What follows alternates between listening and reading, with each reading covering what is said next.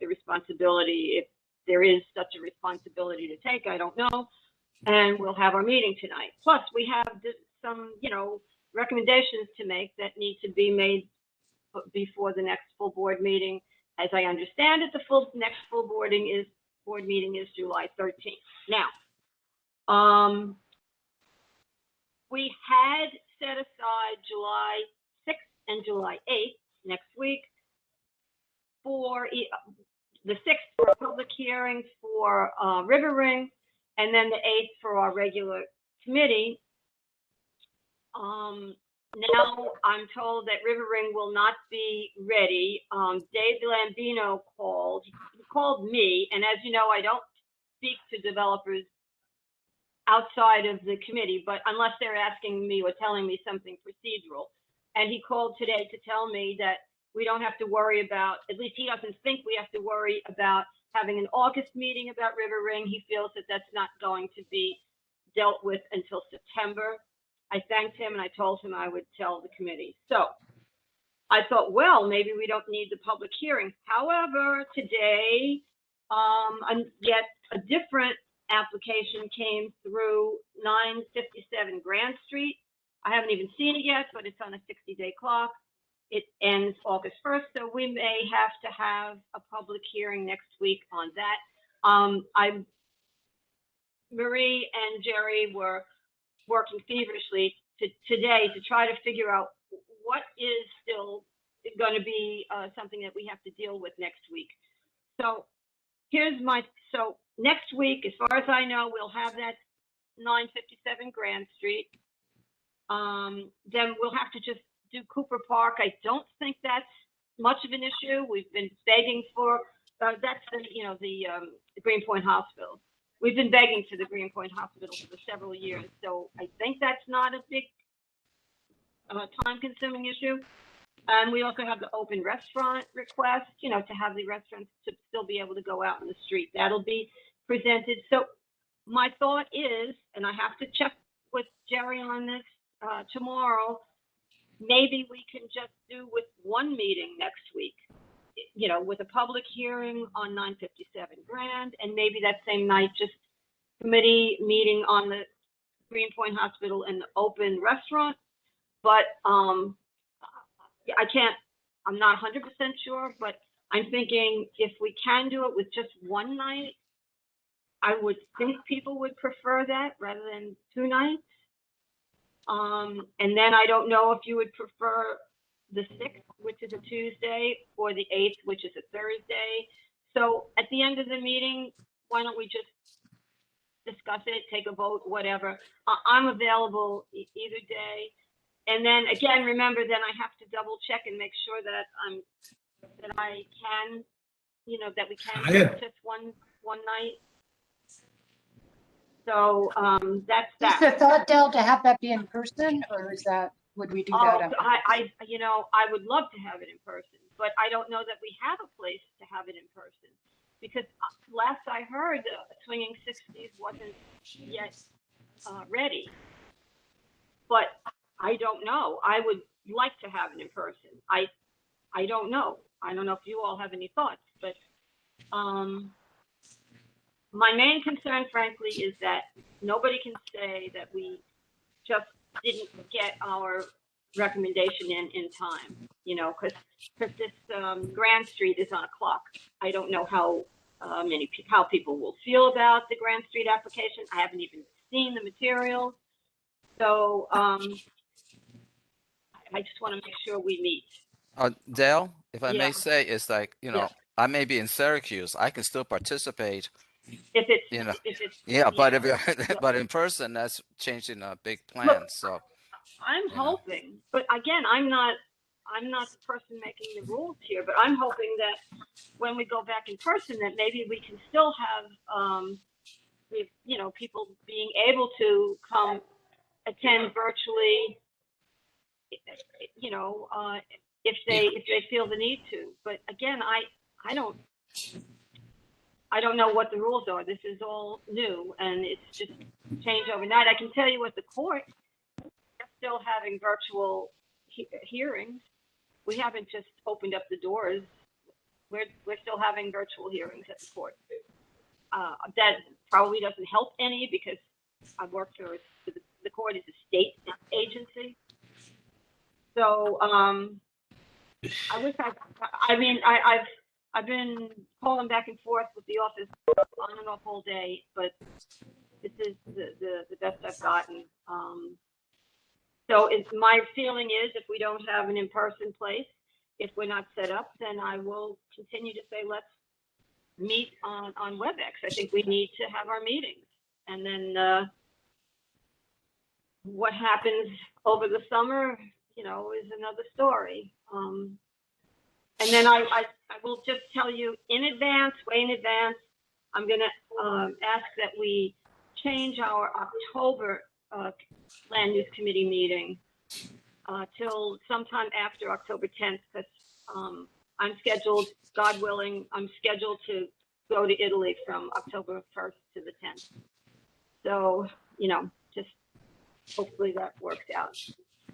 And one more thing I just want to say before we get started. I just want to say that I know that it's not easy, and it hasn't been easy for people to be on this committee, especially with emotions running so high with the River Ring application. Some of us have been on the committee and on the board for a long time, and I think we've gotten kind of thick-skinned, and when people start yelling at each other and getting upset and pointing fingers, we kind of just sit back and say, look, just let people, you know, say what they have to say. But for those of you who are new to this, all I can say is my main concern is that two things: that everybody on this committee feels comfortable saying what their opinion is and giving their opinion. Second of all, that we work very hard not to let people divide us. And by dividing, I don't mean we all agree. It's important to have different viewpoints, but just so that we still come here and have a sense that we're not attacking each other. And that's really important. It's really important to me, and I think it's really important to this committee. Some of you may or may not have noticed that I really didn't participate in much of the dialogue that was going on and the fighting and the whatever. I made a statement as to what I knew the rules to be about recusal, and then I just thought, you know, let people scream and yell and have at it, you know, with whatever they needed to say. But I want to thank you all for sticking it out and sticking with us and sticking with each other, and for just, you know, still being here. It's a tough situation you all just, you know, signed yourselves into. So thanks. And, you know, we're here together. We are a committee, we are a team. And remember, we do not have to have the same opinions. That's important, and we must be able to sit and listen to each other and tolerate differing opinions. And that's all I ask. Thanks. Okay, so Mittwoch you do the. Let's get started. The first application is the citywide hotel text amendment. Now, this theoretically should be voted on before July 13th. But our next meeting is July 13th. But I see. Okay, Alexandra. Hi, thank you, Alexandra. Alexandra is here, and she did. Well, you can speak more to it, Alexandra, but you did assure us that if we didn't get to vote on it until the 13th, that whatever we decided would still be a part of the overall application. So I will bring up tomorrow at the executive committee meeting whether we should change the July meeting to July 12th or keep it on July 13th. So please feel free to start with the presentation. Great. Good evening, everyone. I'm happy to see you again. I'm going to share my screen to give you the presentation. I'm here again with my colleague Anthony Grande and Catherine Richard to present to you 3 different tax amendments. The first one is the citywide hotel special permit. Give me 5 seconds to put it full screen. Can I just get a confirmation you see my screen? Yes, Yes, thank you. Okay, so this is the same presentation we did for the full board, and that we share with you during the evening. So this is a citywide hotel special permit. It's a project that is proposing a tax amendment to the zoning resolution that will create a new special permit for hotel developments citywide. It is intended to create a consistent framework for hotel development and to ensure that when hotels are developed, do not negatively impact the surrounding area.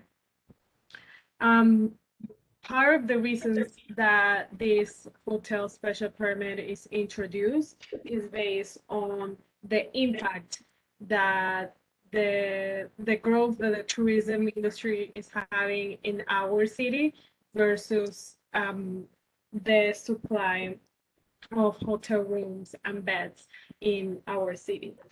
We have a lot of numbers to share, but I think that the most important ones is that we saw trends of growth of tourism in our city in the last decade. And in comparison with the construction of hotel rooms, it also kept rising. However, the growth of this market was driven for both international and domestic tourists.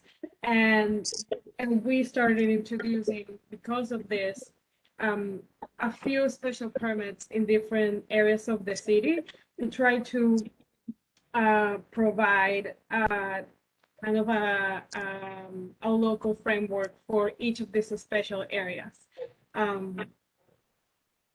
But what's happening is, like, because of that rapid growth of the new hotels that led to those different special permits, it also created different criteria in our zoning resolution and in our practice that weren't consistent citywide to review the development of hotels. The most significant one is the special permit that was introduced back in 2018 for a special permit just in M1 districts, which was something that we heard that a lot of communities were asking for. So what that is also for other special commercial districts in the city, but we wanted to take an approach that was citywide. In this case, we're ensuring that the framework is consistent in that way, going through the ULURP process, also with the land use application and environmental review, we can make sure that the development of hotels doesn't impact negatively the areas. And the public can have an input in that. So in terms of where this special permit will be applicable, it's not all, it's shown right now in the map. The areas that are in gray are the areas where right now there is a special permit within the zoning resolution that people need to ask for if they want to develop a hotel in these areas. And the one we're introducing will make also a special permit applicable to the areas that you see right now in pink, including the areas in gray. It doesn't exclude the previous ones. So these are the zoning districts where hotels are currently allowed that will require a special permit for any new hotels and conversions. In higher density districts, such as the high density commercial, the mixed use, and the mixed use such as M1 residential. And this proposed citywide special permit will replace the existing special districts special permits that preclude the hotel development or regulate it more. And another thing that we have been asked a lot, and I want to clarify again, this is building upon the previous permits approved. So approving this as a hotel special permit amendment also means that the prior one on the M1 districts will remain. Basically, before we had special permits for hotels in exclusive zoning districts or areas, and what we're doing is special permits for all within all the zoning districts that allow hotel as a use. We can see now here it's a map of the community district 1. Areas in gray are currently with a special permit you can build a hotel, and this text amendment will introduce also will make the areas that you see in pink also areas where if a developer wants to create a hotel or wants to adapt a building to be a hotel, will have to go through the permit process. And before going to the mitigations, I just want to refresh our minds of what is a special permit. So basically, the special permit is a tool within the zoning resolution where you ask all different bodies permit for the development, and what it entails is that the developer will have to submit a land use application, conduct an environmental review, do all the analysis, and then the City Planning Commission will certify that application when it is complete, and will start a full ULURP review, which includes the community board review, the VP, the board president review, goes back to City Planning Commission, and then for final vote to the City Council. This is to also emphasize that this also makes you part of the process of evaluating this type of applications. And given the current day and age that we are post-pandemic, there were a few provisions that are incorporated within the current proposal to restore the hotel inventory pre-COVID levels, because we know that hotels was one of the inventories that suffered during the pandemic. So the 3 measures that are included in this text amendment is to modify vestings to allow projects that are currently within DOB pipeline to advance, even if foundations are not complete.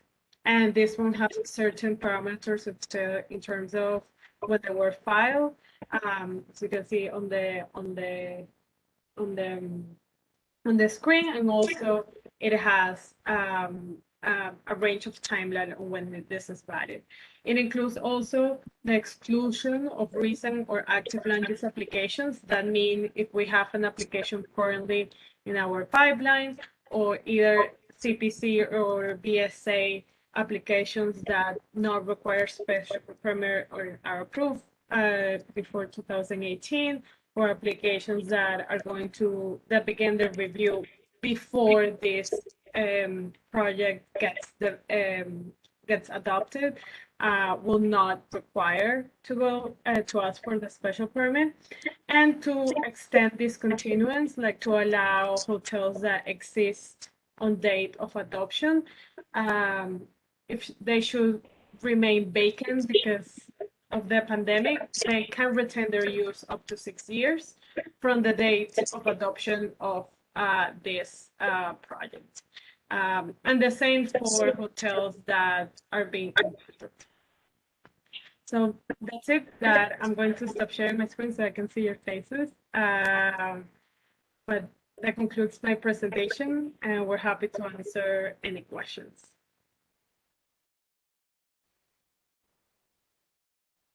Any questions?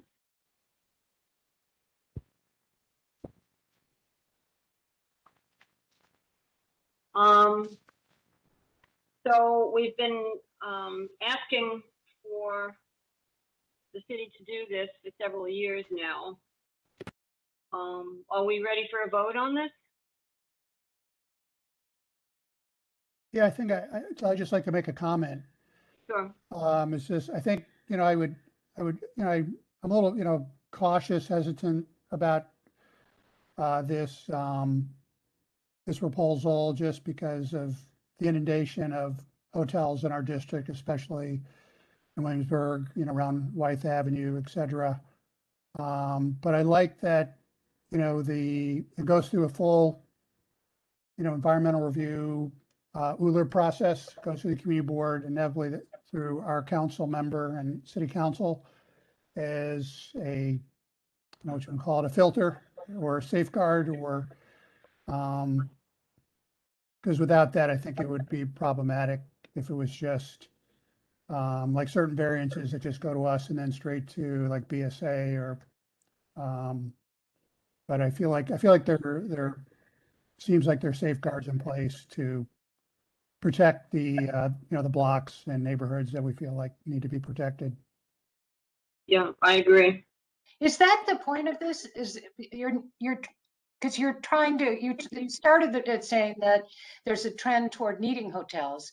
Is this just to basically to give the community some breaks in where they be able to put the brakes on projects as they come up, but to encourage hotels to continue to build? I mean, it's hard to tell what the ultimate goal is.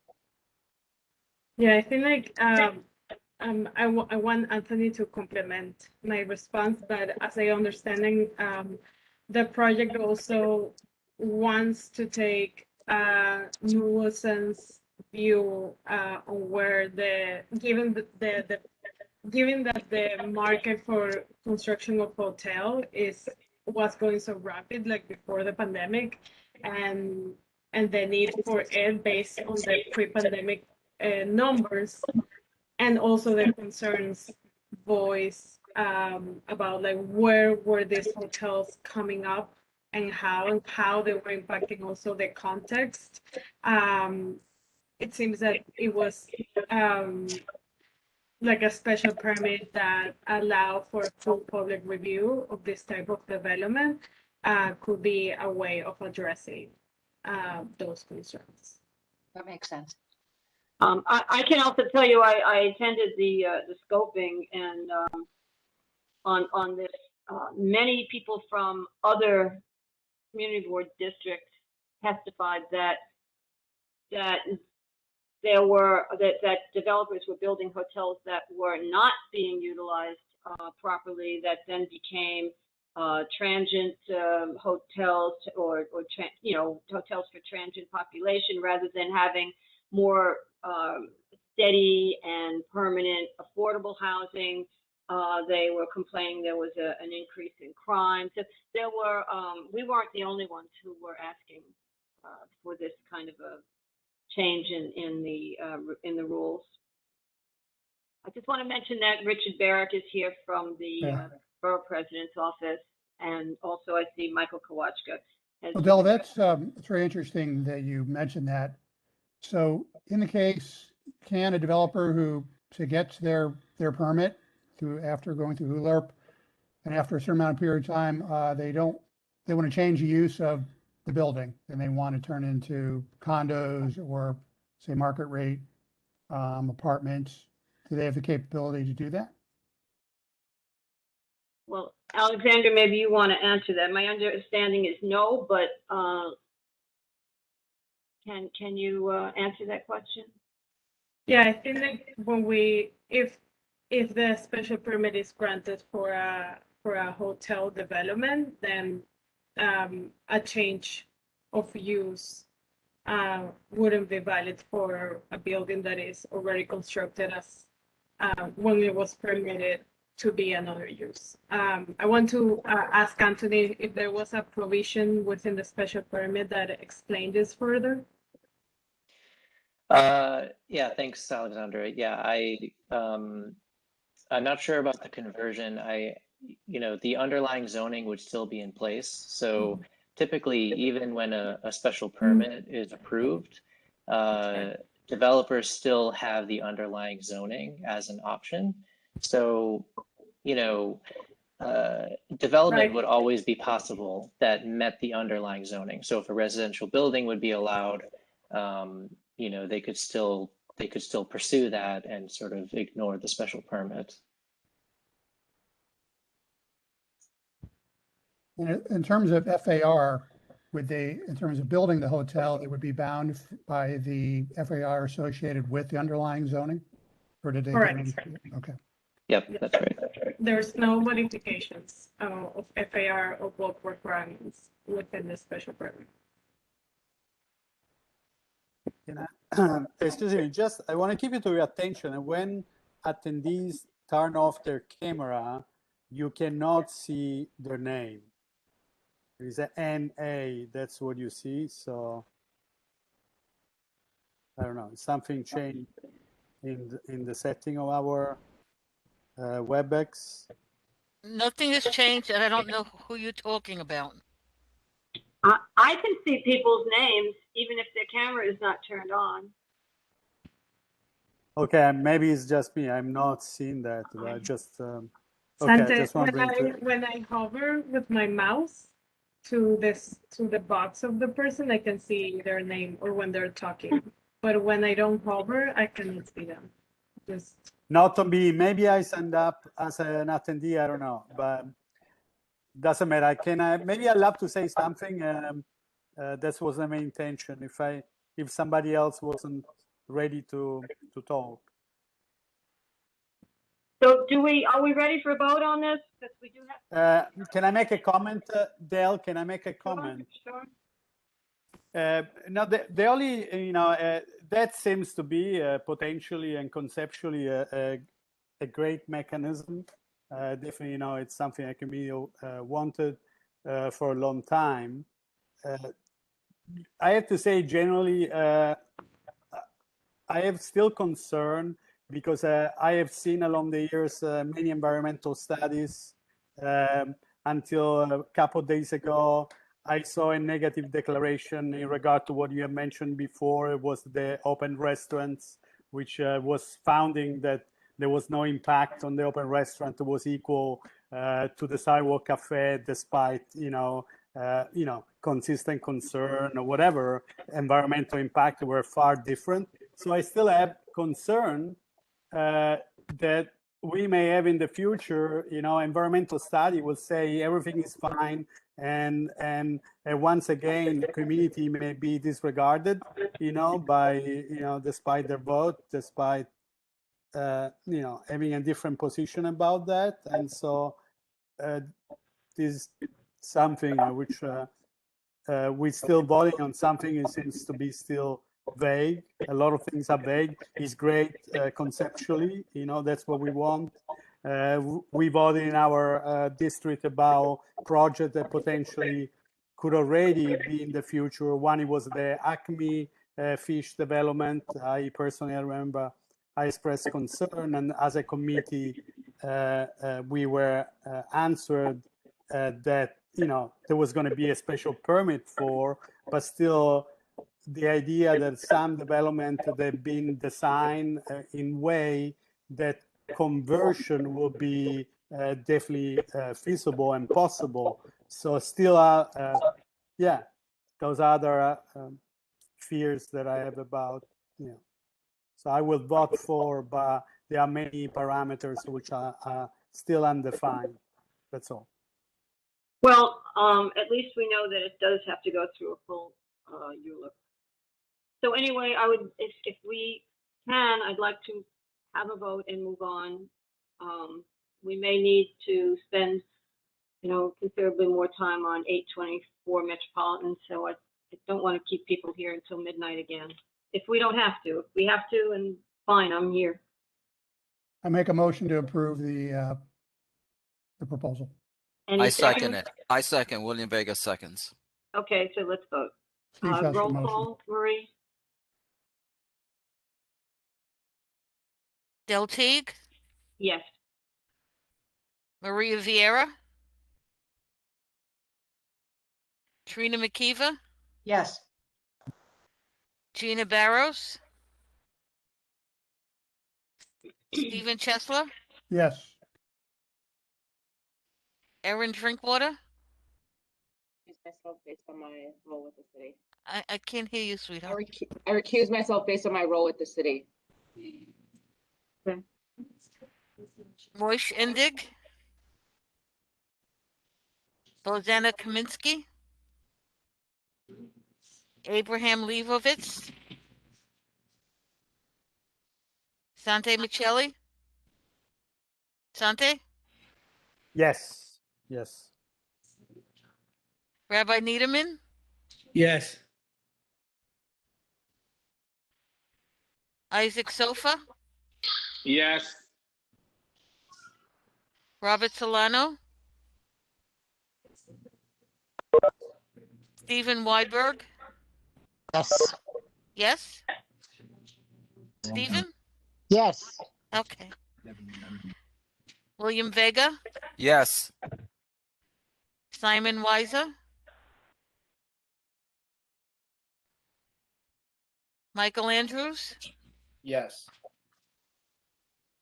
Keith Berger, Yes. Corey Canton, Michael Kowalska. Yes. Okay. Did I pronounce your name properly, or could you say it so I can understand your name? Sure. It's Michael Kowachka. Kowalska? Kowachka. Kowalska. Okay, thank you. Thank you. Katie Nabelchowski, Allison Stone,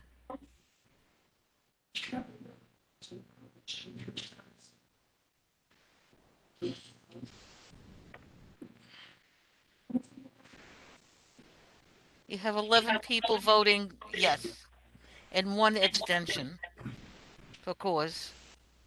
Right. Recusal, I'm sorry. Recusal. Yeah. Okay? Thank you. Yep. Thank you. Moving right along. Second application. 824 Metropolitan Avenue.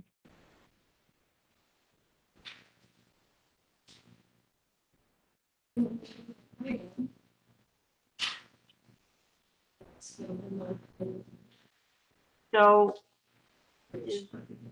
who is going to present on that? Hi, this is Lisa Orantia from Ackerman LLP. Sorry, I'm just having trouble with my camera.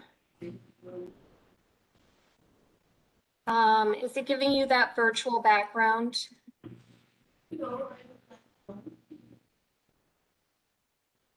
Can you see me, or are you getting a virtual background? Virtual background. I can see you. Where'd you go? I can see you. I can see you. Okay, great. It says virtual background, I think. Well, I can see you, but I also see a virtual background. Oh, okay, perfect. So I'm going to share my screen now.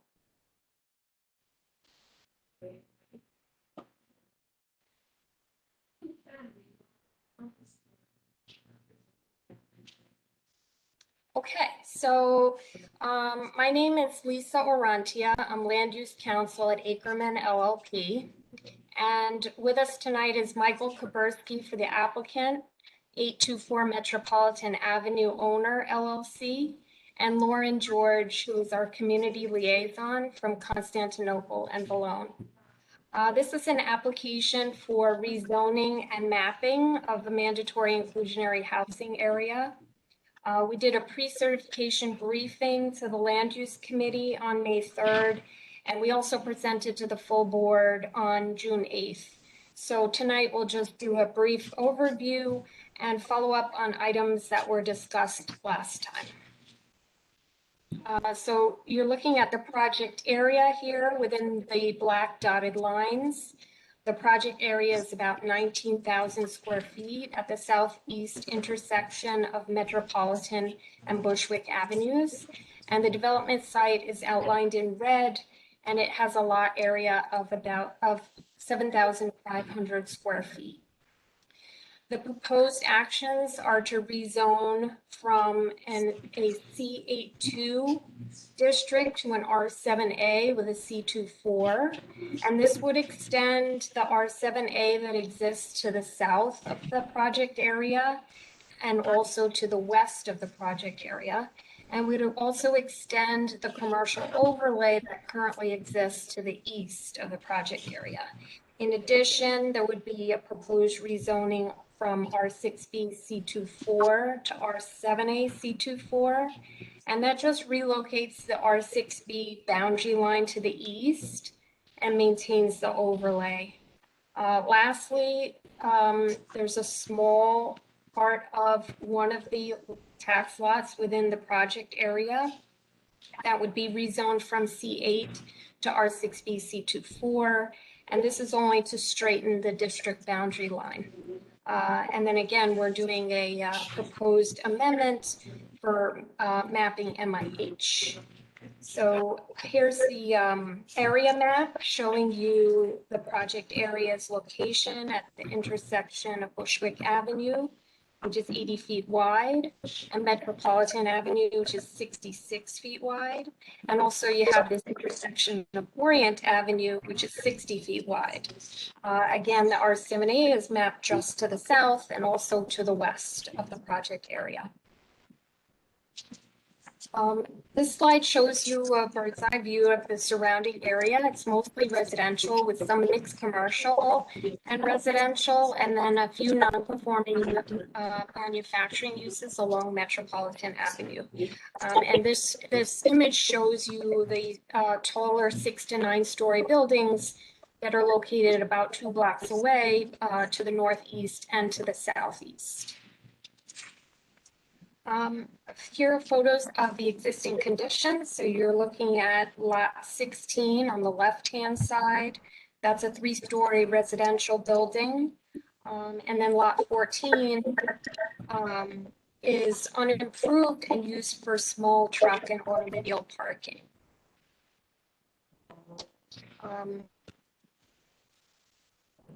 Lot 17, which is on the left-hand side next to the 3-story building, is a 3-story building as well. And as I mentioned before, the rezoning only affects a small portion of the rear yard of that neighbor building. It's about 30 square feet. And then on the right-hand side, you see the gas station that is located at the corner of the intersection. So the proposed rezoning districts would, as I said, would extend the R7A district and the C24 overlays that currently exist in the adjoining area. And this would provide a continuous and uniform zoning designation that would allow for residential use on the development site, including affordable housing, and would also provide for local retail needs. The change in use would allow a modest increase in height from the 5-story buildings that are permitted in the adjoining R6B district, and that would allow the developer to construct an 8-story building at a broad intersection to support the added density. The gas station use can lawfully Someone continue. needs to mute themselves. And we did consult with the owner of the gas station, and they have no objection to the rezoning. The proposed development is a new 8-story building, mixed use. Residential would consist of 27,500 square feet. Proposed is 34 dwelling units. It was formerly 36 units as we initially proposed, but in response to the community's interest in including family-sized units in the new building, we were able to add 2 3-bedroom units. So the proposed bedroom mix is 6 studios, 19 1-bedrooms, 7 2-bedrooms, and 2 3-bedrooms.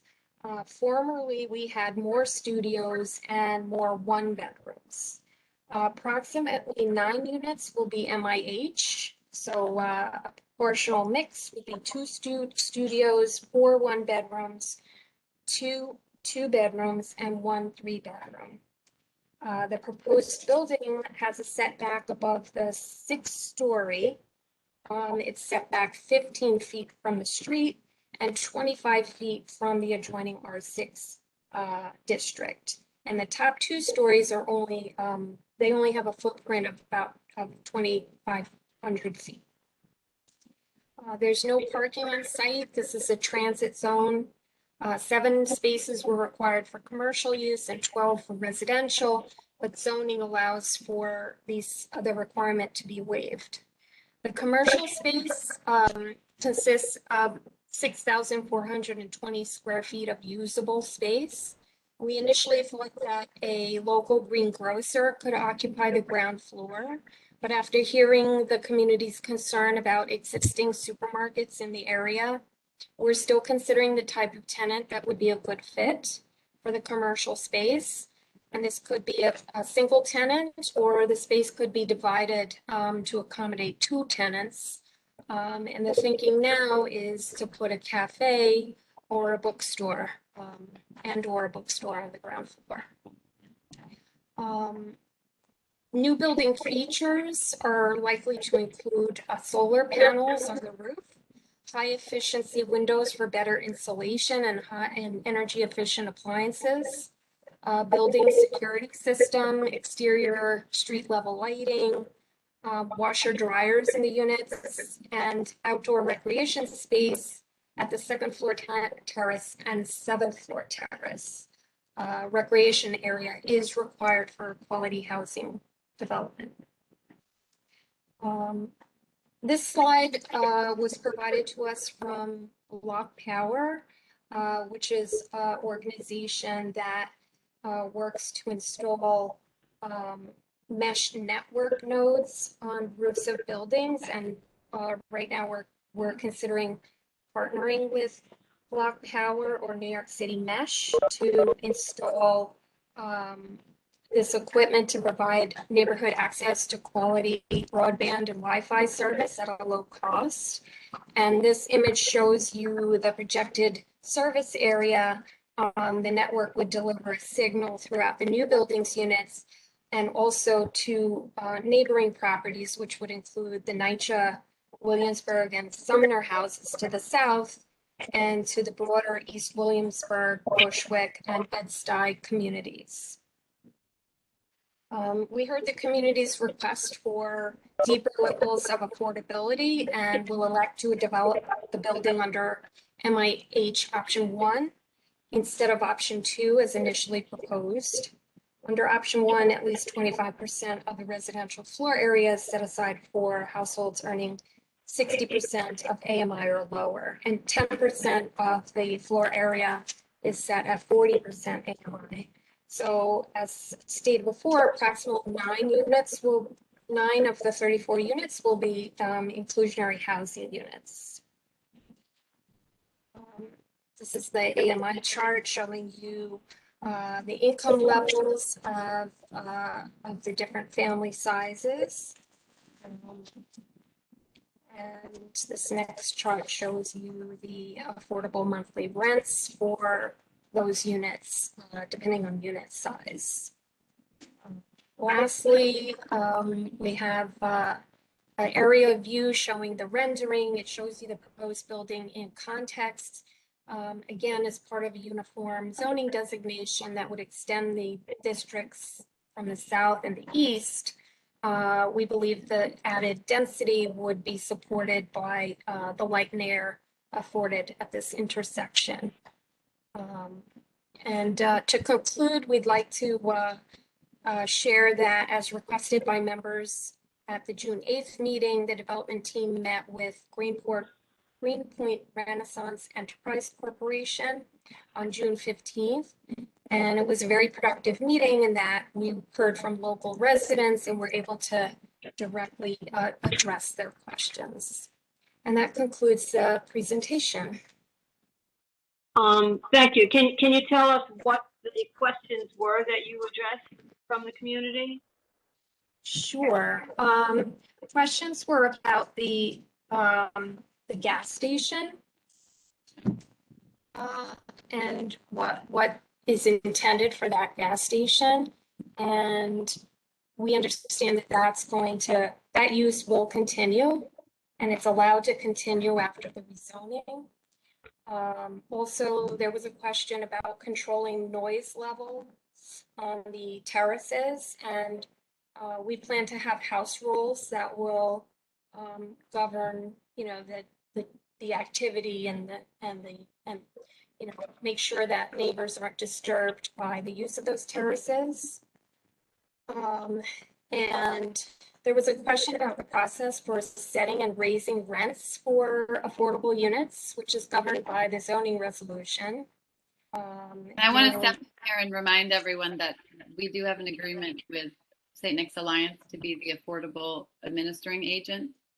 So that's one of the key questions that we got was about disability accessible units and the sort of recertification and rent raising process. And I think the key answer there is, once someone gets into the apartment, if they're lucky enough to have an income increase, their rent does not increase proportionally every year. So that was reassuring. And I think all in all, the questions were addressed and people really didn't have any major concerns, and it was a productive and positive meeting, generally speaking.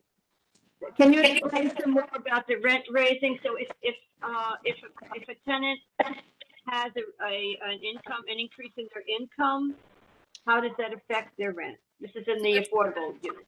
Yeah, it becomes a rent regulated unit. Like other rent regulated units in the city, it would be governed by the Rent Guidelines Board, and the increase, annual or biannual increase, is directed by that percentage. So are you talking about the rent? Are you talking about the affordable units or the affordable? Talking about the affordable, the MIH units. Okay. So really, it's they're affordable in perpetuity, but it's really when you qualify to move in for the first time. There's no annual recertification requirement, is my understanding. Frank Lang couldn't be here tonight to join us again, but that will be governed by the way that St. Nick's runs a lot of affordable housing around the neighborhood, and that's what I understand the situation to be.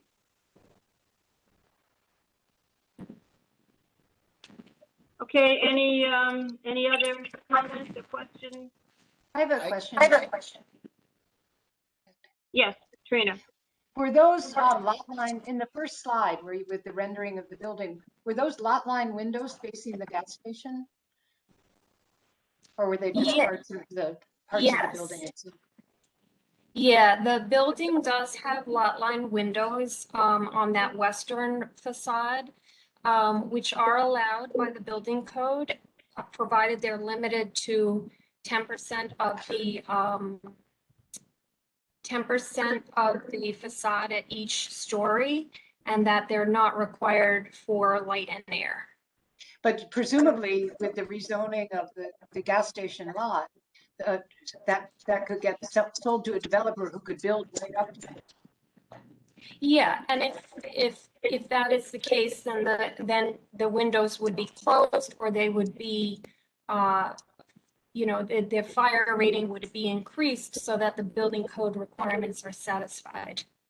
But you'd lose that light and air afforded by the intersection that you said is attractive to the site, the building, to the project itself. Those would only be convenience windows anyway, because they could not be lot line windows and be necessary for required light and air. I also have a question. You mentioned that you've spoken to the gas station next door about this rezoning. Have you talked to the people who own the three-story building on the other side? And in fact, it's rezoning part of their property. So what is their feeling on the matter?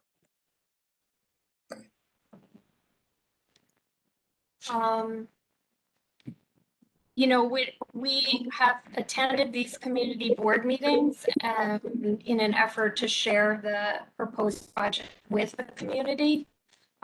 So they're, other than appearing at these meetings and presenting and attending the additional meeting with community members, we've not reached out directly to neighbors. Rezonings can include area that is not part of the development site, as long as it's part of a, the supported land use rationale. But, as mentioned before, it's really a 30 square foot area at the rear of the lot. There is no building there currently, and it's just to straighten the zoning district boundary, make it a regular line. Yeah, my bigger concern is the small building next to it and their light and air, truly. That's my question, really.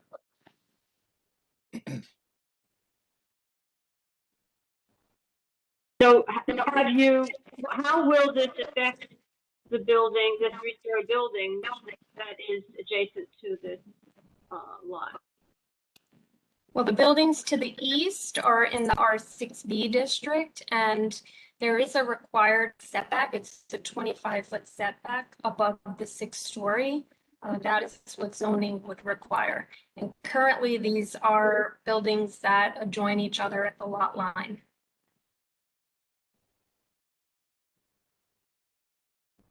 So I'm still asking, I guess we're still asking, what effect will this have on the 3-story building in the next lot? I mean, any, quality of life impacts during construction, we will work with them to mitigate. But in terms of the development itself, it's just like any adjacent building gets constructed, there will be safety measures taken and precautions around the construction site. Is that what I got?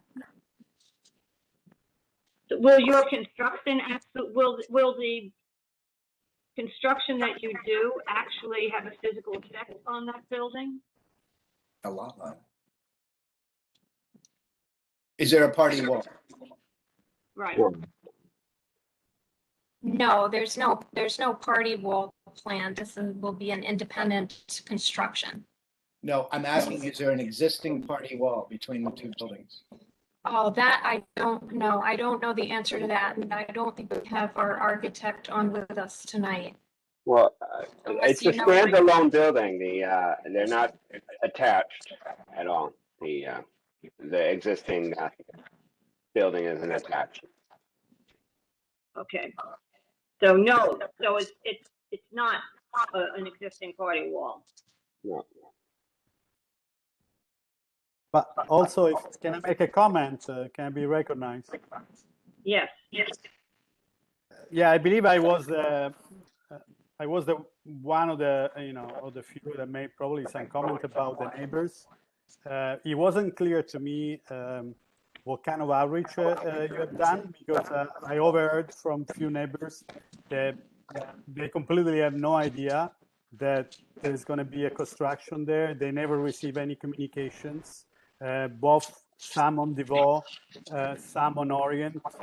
I had expressed already concern about the small-scale historic building, the structural vulnerability of this building. They don't need to share a wall necessary to be impacted when you're going to do foundation work and extensive excavation in that area, and that's very well known all over the district and along the years. And I know several buildings that were structurally damaged and they really had enormous difficulty. And this is one of the reasons I had asked for you to do a proper outreach, but I don't think you have done it. It's not clear to me if you have contacted individually whatever organization you have involved to do that. But I believe require more dedicated research on that. And the structural issue, I believe, should be really addressed when there are those old frame house. And again, you don't need to share a wall, but probably is something that can be dealt after construction start. Is something this neighboring property, they probably need to be included in the insurance and be dedicatedly covered by. And then other comment I can make, I remember I wish you had presented some potential ground floor plan with the possibility to include multiple retail business. You said yes, you were going to do that, but the only option is going to be divided into. The idea was, can that become smaller retail portions? So that's something, again, we're not seeing tonight. And so we still, I believe the food business supermarket is still in the picture there. That's what we see today in the rendering. But definitely outreach, I don't think you have satisfied the request of a dedicated outreach to the individual tenant. I wish we could have seen their name tonight, but you didn't mention. Still very vague, at least to me. That's my comment. Thank you. Well, thank you. I just want to note that we hope that the community engages in the ULURP process by attending the community board meetings. That's what we came here for, is to respond to all the concerns of the community and their recommendations. There is no requirement for notification of particular individuals, and this is actually a better forum for addressing all the concerns rather than attempting to reach out directly. And we did attend on June 15th, as the board suggested at the last meeting, a meeting with Greenpoint Renaissance Enterprise Corporation, and we felt that it was a very successful meeting. In terms of safety during development, the building code lays out exactly what needs to be done to protect adjoining structures, and those procedures will be followed. And in terms of what the ground floor is going to be used for, we understand the community has concerns about putting a greengrocer, those old renderings. We want to consider what would be a good fit for the community. And until those tenants are identified, the space can't really be built out. I mean, we can't have detailed plans for that space. I feel I must mention here that I thought we made it clear that we thought you should reach out at least to the gas station and the owner of that small frame building, to have some kind of feedback from them with respect to their concerns and to make sure that they did understand. I mean, whether you are required to do it is not necessarily the issue here. Right. We did. I'm sorry. Yeah, the issue is that we asked you to do it, and we obviously have concerns. We did reach out to the gas station owner, and they have no objection. Right. Yes, there we may be an understand. opportunity still before July 17th to reach out to that other neighbor, something that we can certainly look into doing. How is that other neighbor covered, specifically, if indeed your construction damages their property?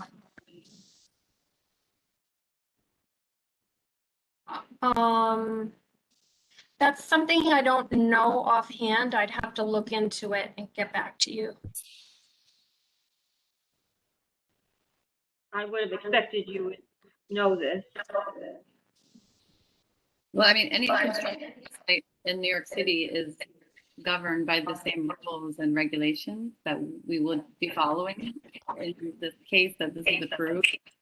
And I think that insurance is there to cover those types of incidents, but Yeah, we've seen that before. We've seen how well that works. I saw several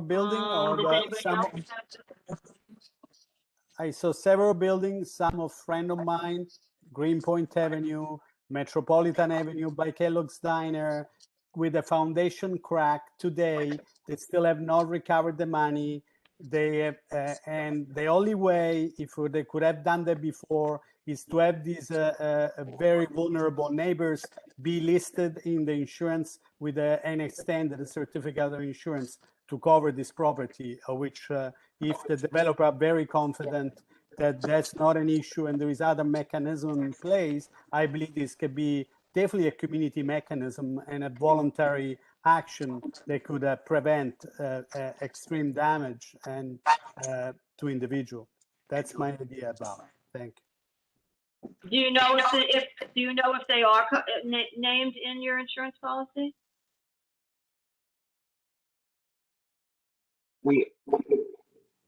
I can commit that they will be. There is no, we haven't started this project yet, but we'll do what we would want to cover that.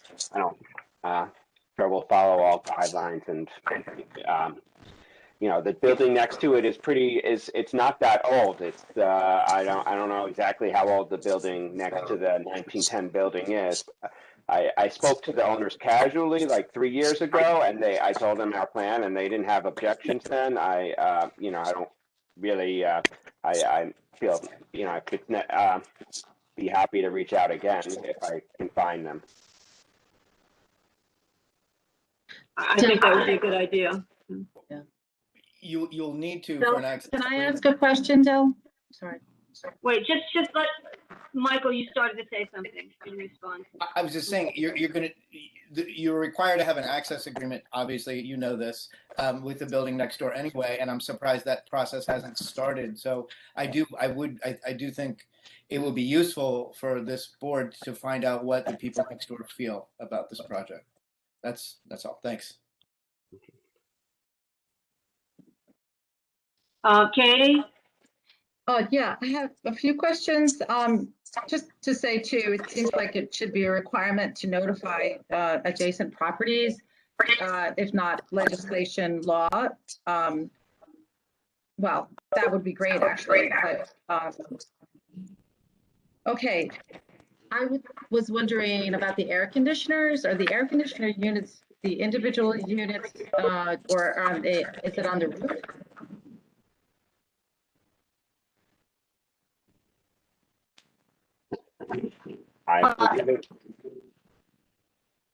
Because is it somebody who can answer that? Sorry, I don't know that we know the answer to that yet. I don't know that detail has been designed. Okay, so I asked just because I have a concern about it, and also in the rendering, it looked like there were the individual, you know, vent units. But that said, I have noticed lately that buildings which have those individual units, it is so loud. If you go down to Blue Slip, Greenpoint Landing, the affordable unit there, it's so loud. There's one down on North 6th Street, I think, too. So I would just say to recommend, and it's one of the things to put into conditions to put, if we do put some conditions, that the air conditioning units not be the individual ones. Has anybody else heard that before? There's also one on White Avenue in North 10th. It's like you're on the street and it's like you're by an airline engine or something like that.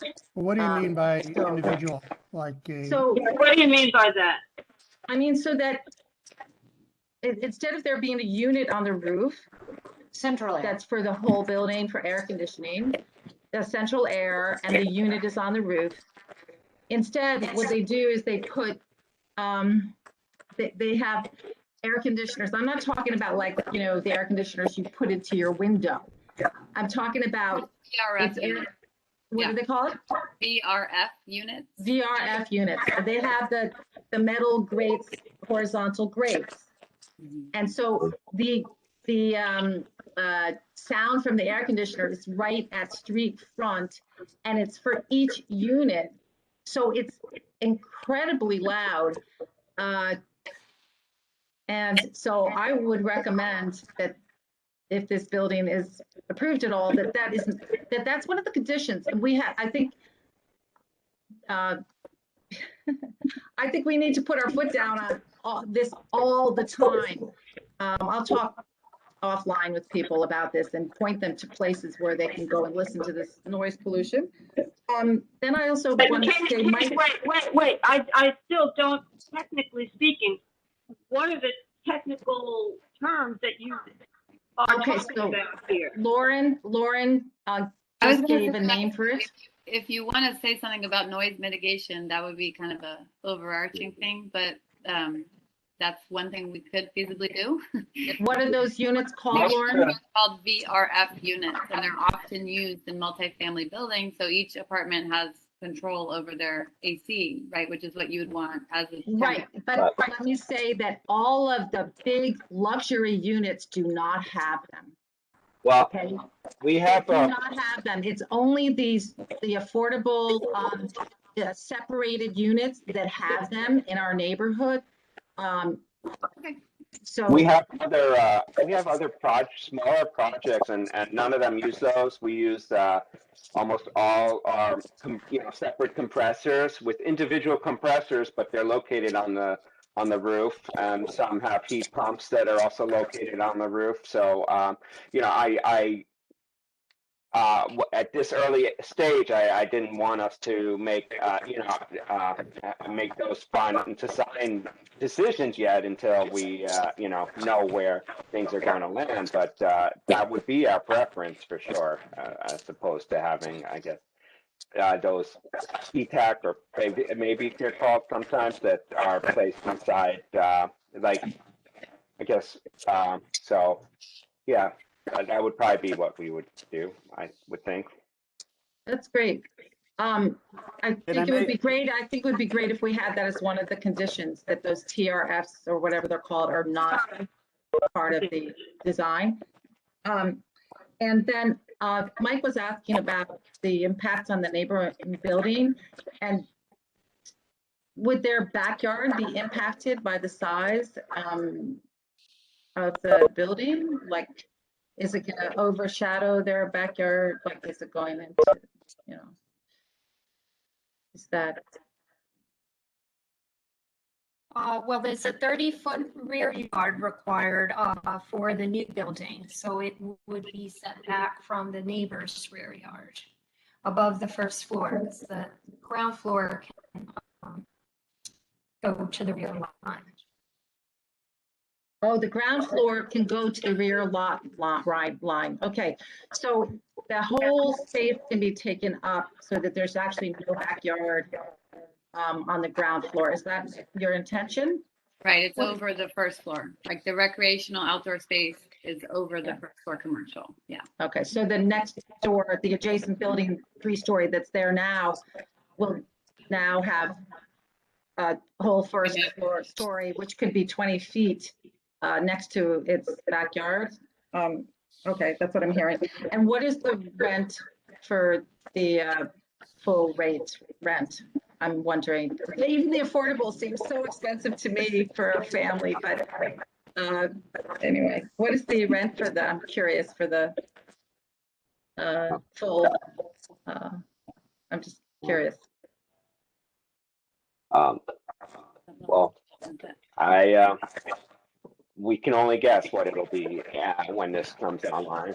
But right now we're, I would say probably about 2,500 for 1 bedroom, and more for larger units and less for smaller ones. That's not much more than the affordable ones. Wait, where?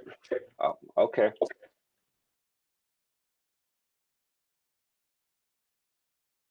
Is that true? Okay. Okay, thanks. I have a oh, sorry, Steve. Go ahead. Thanks, Sonia. Yeah, I'm a little worried about being the building being located next to a gas station and gasoline vapors intruding into the building, into the apartments. any mitigating measures that you maybe intend to build into the units or the building to filter out gasoline fumes?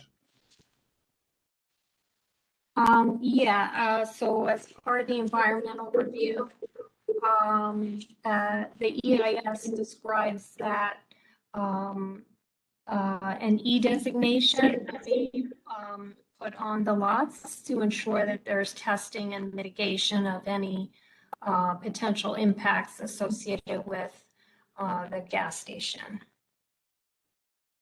That would include air filtration systems that would meet the impact, or impact them. So you potentially install filters, mechanisms, et cetera, to somehow either just reduce the amount of vapors or filter them out altogether, or? Yes, that's what the E designation does. That's on the lot. That will be on the lot. So does that mean people wouldn't be able to open their windows, kind of? No. No. Okay. Maybe I'm missing something. Lisa, can you explain the No, the code will require windows to be operable, and whatever mitigation measures need to be done to take care of whatever potential impacts there are determined at the time of the testing will be put in place. But what kind of mitigation can you do with the fumes from the gas station? Well, there aren't any anticipated fumes from the gas station. There's going to be an air quality E designation that's related more to traffic than to the gas station. But, the heating, ventilation, air conditioning systems will all be determined at the time of the testing.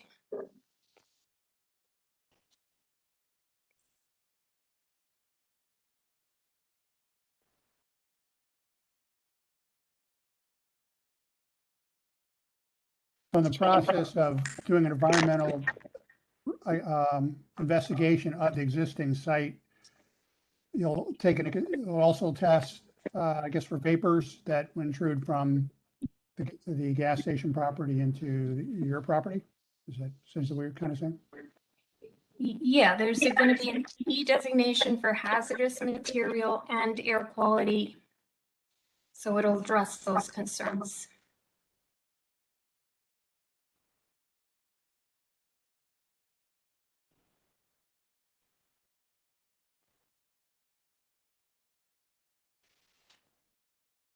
Okay, thank you. Also, if I can make a brief comment about what Katie Naplataski had raised about air condition, but beyond the individual residential air-conditioned unit, in vision of a supermarket being there, I'm assuming would be also a large chilling unit for refrigeration unit. Normally, they're very big and they're very noisy. So I believe at that point, the residential units would be uncomparable in relation to the impact that the industrial, even not commercial, capacity of this unit will have. Remind everybody that we're no longer contemplating a supermarket here. We heard loud and clear from you and from the neighbors that we met with Greg, that's not something that you feel is a appropriate use at this location, and so that is not the intention. So okay, so that's officially removed entirely. Right. Okay. So there's a picture of that still because we didn't get the rendering changed. But that doesn't mean that that's the final plan for that space. So. Okay. And also just a comment specifically, it's 219 DeVos Street. It's a one family, two family house. It's a colonial building on DeVos Street. I invite everybody just go on Google Map on Street View just to see the scale of what is behind there. so that they have a garden. That's a portion of property. Definitely would have to share the impact. So that will be a specific building, and then that's probably built in 1890 or in 1900. So it's an historic building. That's all. My last comment. Thank you.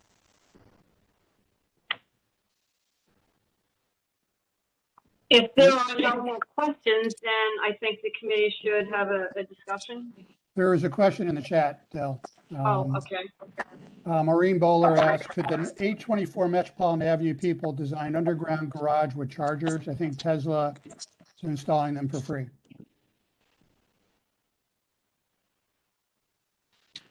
Well, there is no plan for accessory off-street parking because the required number fall below a threshold that allows for a waiver. So there's no planned parking here. It's in a transit zone, and there's there's adequate access to public transportation. Can you remind us what as of right can get built at this site? So right now you cannot build residential, you cannot have residential use in the CA2. For the area that's within the R6B, that's only a portion, that's like the eastern portion of the project area. And that limits you to a 2.2 FAR.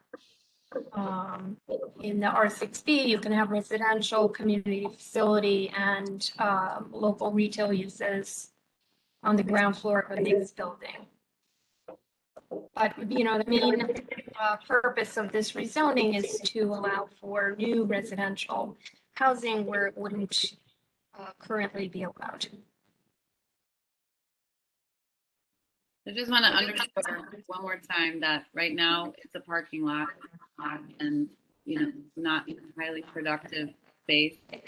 And we're looking to provide a pretty modest apartment building with 9 permanently affordable units. And I think that is a benefit. So I appreciate all of your feedback and questions so far.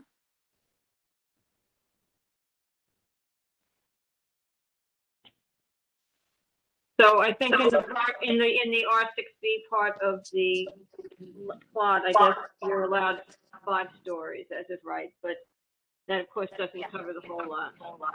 That's right. Mm-hmm.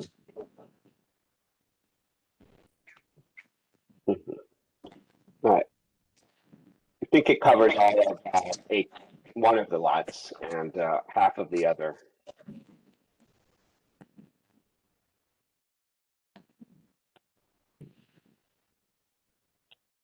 Well, if there are no more questions, then we can have a discussion.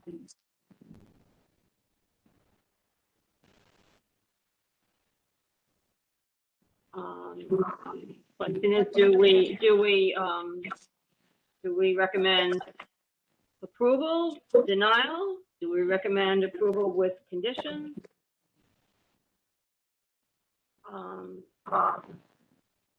If we recommend denial, then we need to specify why we would be denying.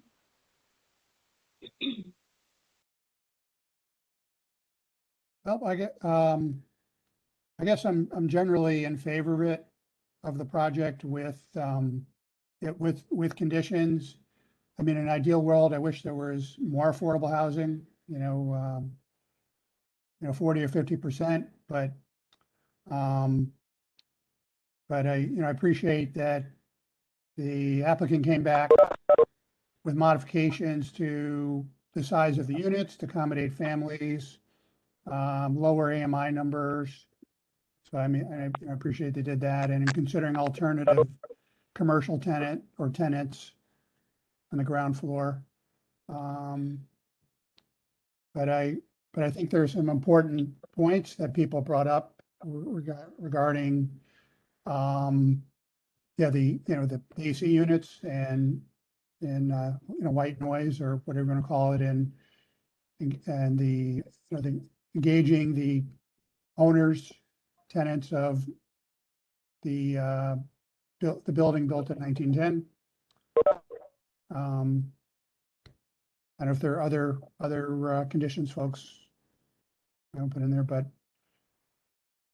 I guess I haven't really heard, any reasons to deny it or recommend no. But I know when Rob was here, he was saying, hey, what about 100% affordable housing? I feel those sentiments. There's obviously such a influx of market rate housing in our neighborhood, throughout the city, but they're offering affordable housing on a space where there's no housing. So, those are my thoughts. I would add that I appreciate the fact that they did address most of our concerns. They did make changes to the plan. They did, change around the configuration of the apartments. On the other hand, I do think that I would like to see a condition that would require them, and I have to say, Mr. Kuberski committed to making the next door neighbor a named insuree on his insurance policy. So I would really like to see that as a condition. I also think the concern about the air conditioners is a valid concern. And I really don't know what can be done about a gas station. I don't know that, anything other than the fact that they would have to do an environmental, they will have to do an environmental designation about it, and they will have to, they will have to, abide by the rules and the regulations.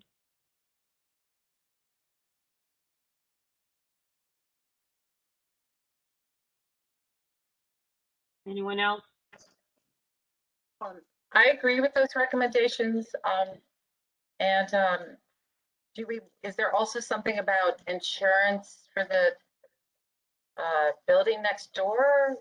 That's what we're talking about, right? Making so that the 3-story wood frame building next door would have to be named as an insuree on their insurance policy. Do we want to ask that, I know that it was mentioned, but ask that the retail on the ground floor does get split down from, instead of one big unit, to 2 or more units of commercial?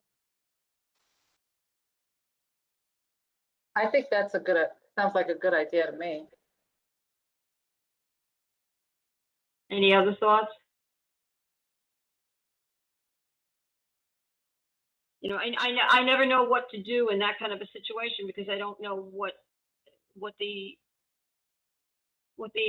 area would need. What would be the disadvantage of not conditioning it on dividing it up? Are we still concerned that they're going to have a supermarket? Or just a big retailer? A big retailer. Like a big box kind of. But I believe there, based on my prior comment, even 2 still is a scale doesn't invite for more smaller or local business. There should be 4. That's on average, that's the scale of a larger storefront, typically in our neighborhood.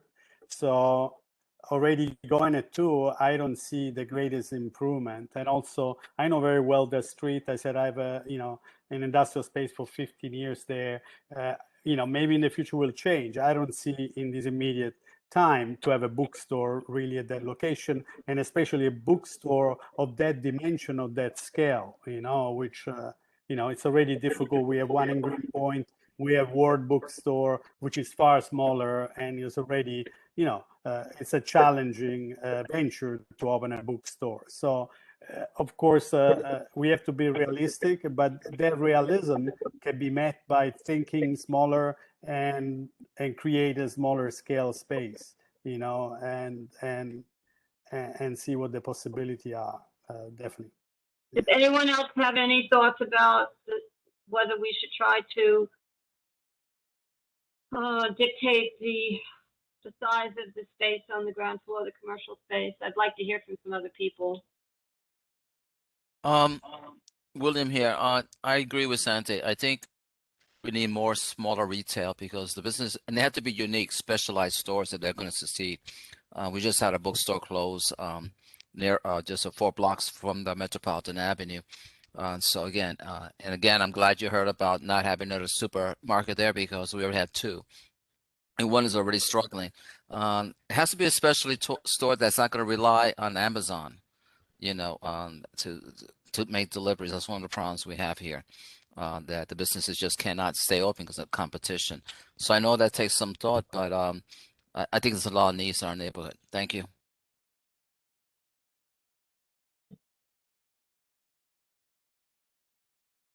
No other thoughts, comments?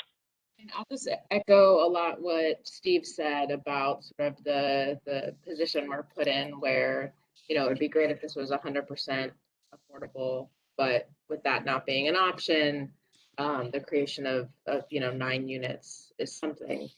I just, the city needs more and I wish it was more.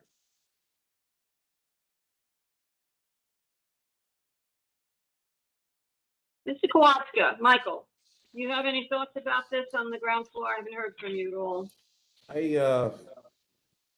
I don't know. Like, I mean, we're trying to predict like what is the proper retail tenant a year or 2 out. I don't have a crystal ball, so I don't know what that is.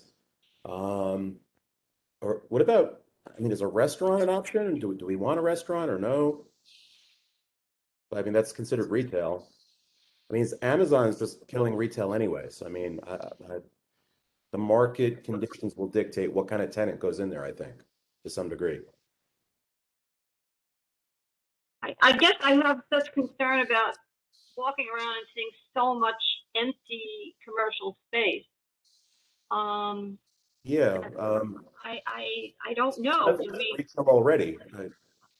Well, if I may, because I'm with a city agency that tries to keep businesses, open and startups. On that same area, you had a place that specialized on signs and drawings and artwork that closed down. Half of the restaurants in that area have been shut down, and a good third of them will be shutting down very shortly because it's just not sustainable. But what's surviving there is a co-op artistry store. They actually have 2 storefronts. I just think you have to think outside the box that people want to do crafts, artwork. There's a lot of need for that, So restaurants, there's enough storefronts that already have built out kitchens. Remember, you have to build a restaurant. You have to spend money with building out a kitchen. So there's a lot of storefronts there that are closed, but they have kitchens built out. Those are the ideal ones for you to want to take over. Thank you. It also depends on the rent, doesn't it? So if the rent is too high, there's not going to be businesses, That's one of the reasons for a lot of the vacancy is because the rent is too high. Can you remind us what the square footage of the retail space or the commercial space is? It's about 6,400 in total. So when split, 3,200 each or more divisions of that.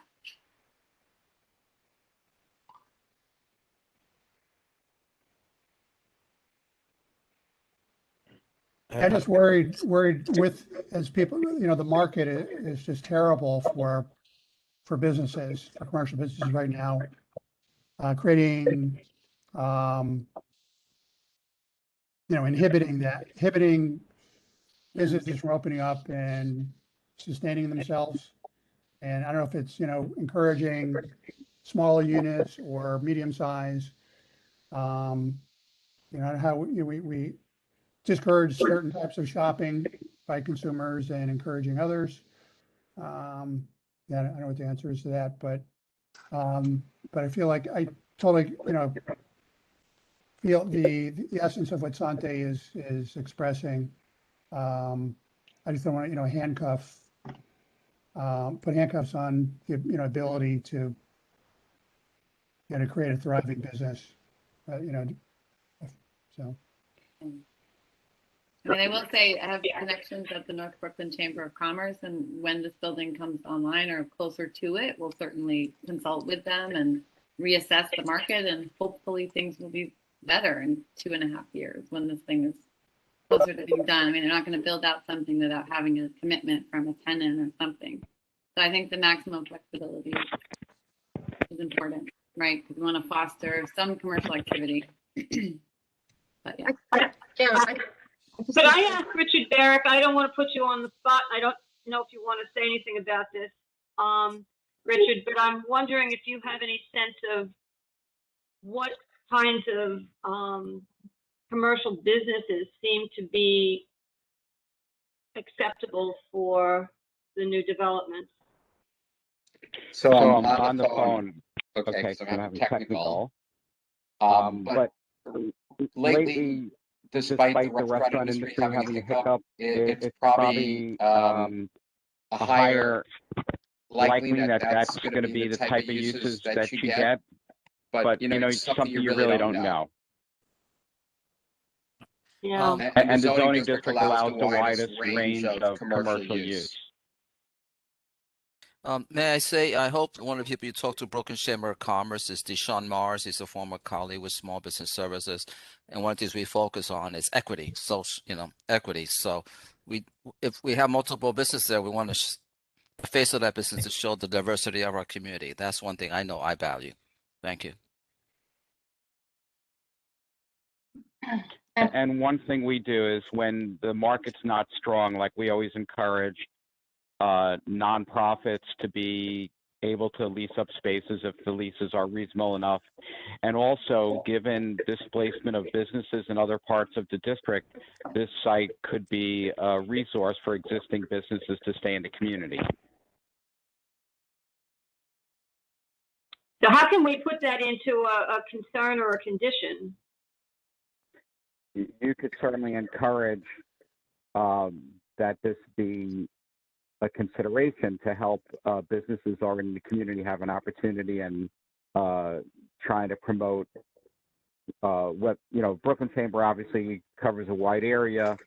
You typically have more industrial-based nonprofits than you do commercially based nonprofits, but nonetheless, there may be different ways. I'm not sure if you have merchants associations on like some of the streets like Bedford and whatnot, but you could certainly encourage outreach. If this was an HPD property, a little easier because of land disposition agreement, you don't quite have that level of authority with a rezoning, right? It's really more of a suggested strategy.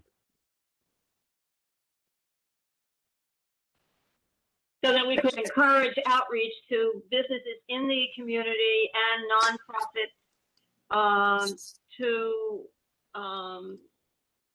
for potential use of the commercial space. Yeah. Clearly where there's new building sites and existing stores are going to be displaced to allow for new construction, knowing that there's a chance to relocate a neighborhood at least softens the blow. I would say reach out to the chambers, North Brooklyn Chamber and the Brooklyn Chamber. Yeah. That's the best shortcut I can think of for that. And may I add, on Wood Point, on the corner where I live, there's a not-for-profit called New Woman Space, and what they do is it's a small storefront space, but they do pop-ups. So individuals in our neighborhoods could show their product that they make at home. So that's just one thought, because also I've helped open a restaurant that just every month it's a different chef. So again, thinking outside the box. Thank you. Can I add a comment based on what William Vega was saying? I have to say, I guess restaurants and bars definitely seems, we spoke a lot, they seems to have been impacted also. They are the one that have received the most help even during the pandemic through different programs that allow them to expand.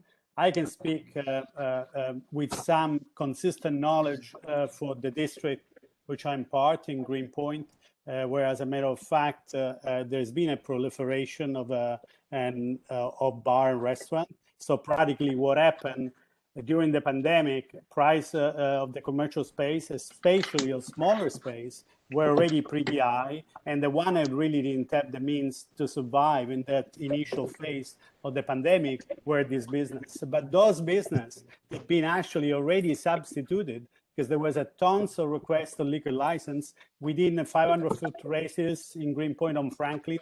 Every month at the SLA committee meeting, we had about 2, 3, 4 licenses every month. So what is this telling us? It's actually rents have going up because restaurant bar is historically potentially they can pay higher commercial rent. So this what is happening now is that they are excluding, they are prevailing the future and the possibility to reconquer certain retail diversity. And unfortunately, expanding the footprint of those small space, I'm talking even 300-400 square feet with the open restaurant program, which has more than double the square footage of space that were never potentially space that could have been a bar or restaurant, has created definitely a lack of diversity. So I believe it would be ideal, if possible, really even not to include restaurants, of which there are already some on Graham Avenue, and we should support them, and thinking other business, how we could create diversity, certainly with small space and with moderate amount of price. This is also happening in the industrial world. And I had an industrial space of which other portion I used to sublet it to other artists. Ideally, at a certain point when the economy was going well, maybe it was one artist, two artists. Lately, the trend has been that that 1-2 artists, they're not on the market anymore. So there is a need for smaller space that is equivalent to an amount which is an affordable amount of money. So if these apply, that's all. Tying to that point, this zoning allows what's called a use group 9. In use group 9, you have studio use, so artist use, dance studios, so wide range of things that qualify as studio. The other thing is because you're very close to your industrial area here, there are certain uses that are smaller that might actually be what is considered a use group 9. For example, a smaller contractor's establishment.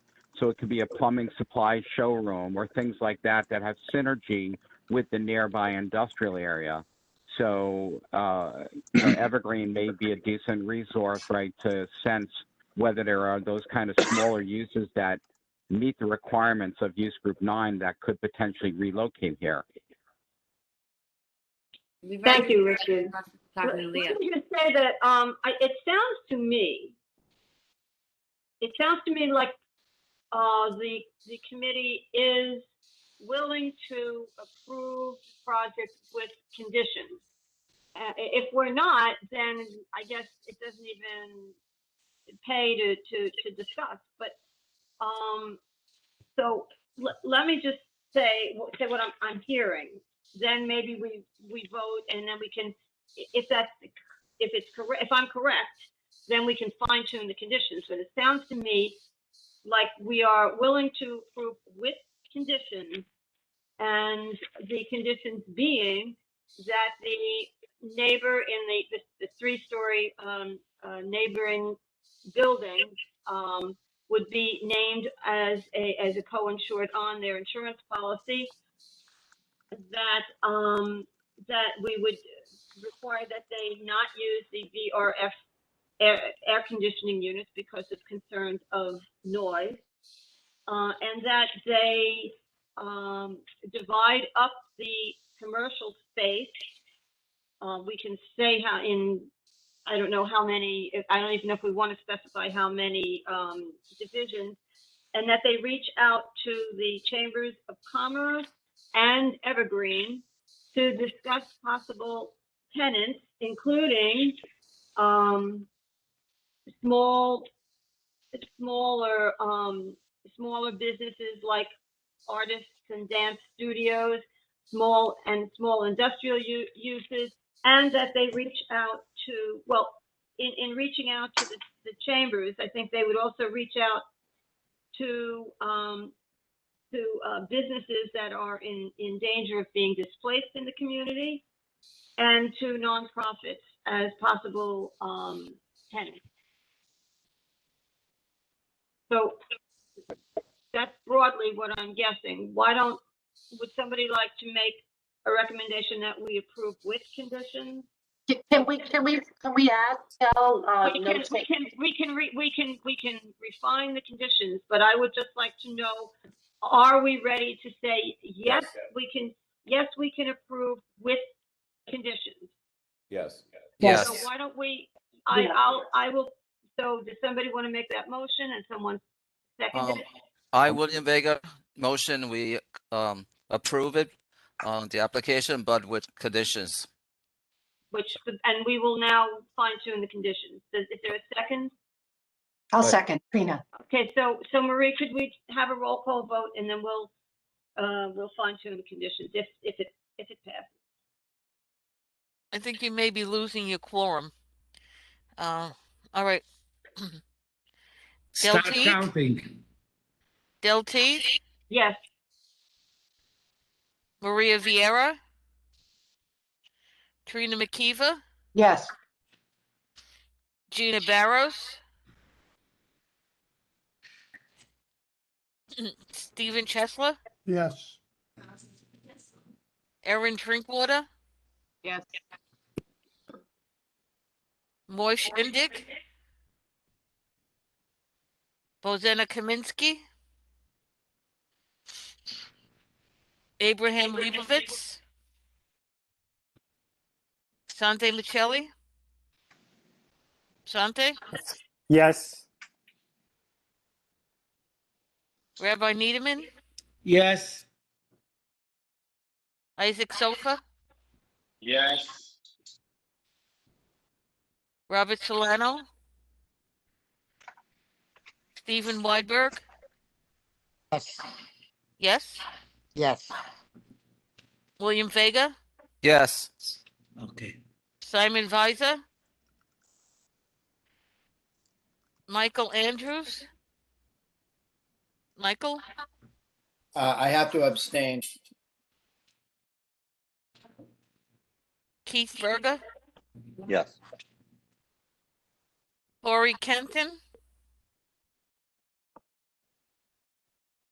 Michael Kowalczyk? Yes. Katie Naplatowski? Yes. Yes. Allison Stone?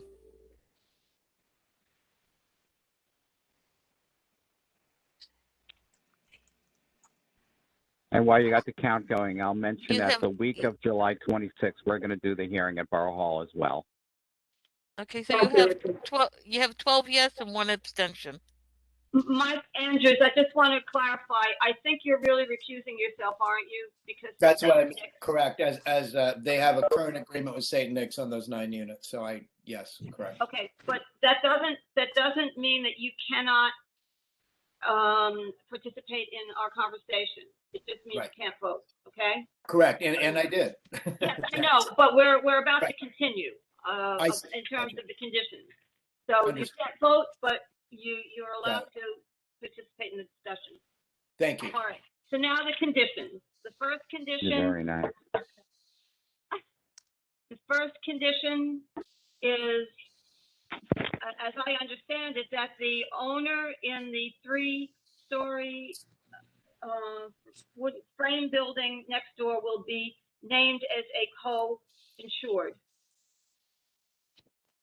Is there any more I have to add to that, or? There may not be just that building. We should look at all those buildings are there around. There's no one building, they're all attached together. So I believe I don't know. Can we? I don't know if that's getting to the point where it doesn't make any sense. I mean, how much of the neighborhood can we make him name as a co-insured? Del, do you want to say co-insured for the duration of construction? Yes.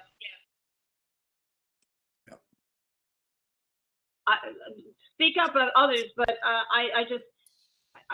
I'm concerned about making a condition so broad that the city won't pay any attention to it.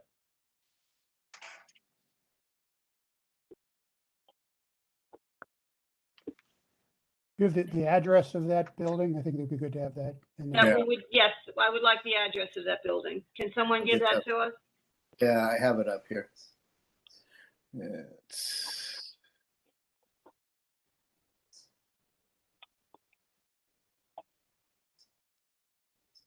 I think it's 834.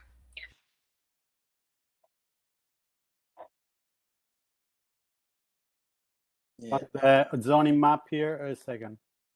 yeah.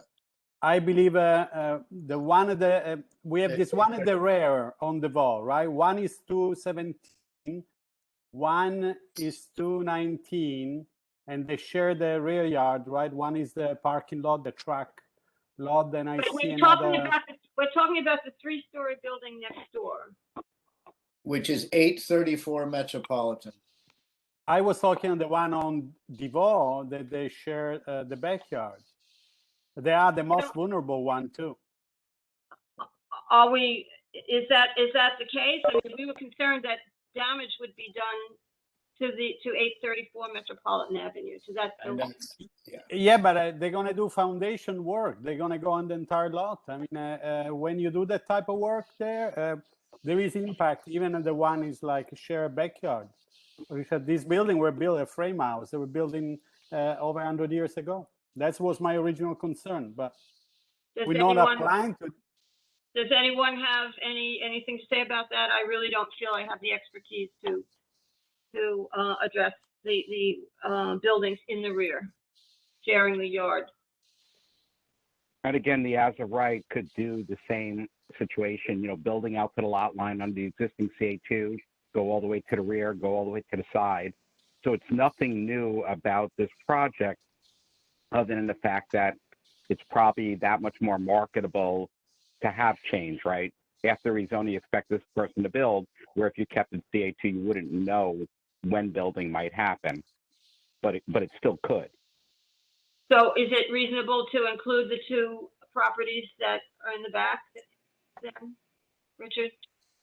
If those properties were built to the rear lot line, but if they're not built to the rear lot line, then I don't see how building up to the rear lot line affects them. The only thing I could say is, rather than looking at a brand new concrete block wall that may be treated a certain way, sometimes you could treat the wall more aesthetically, but that's about it really.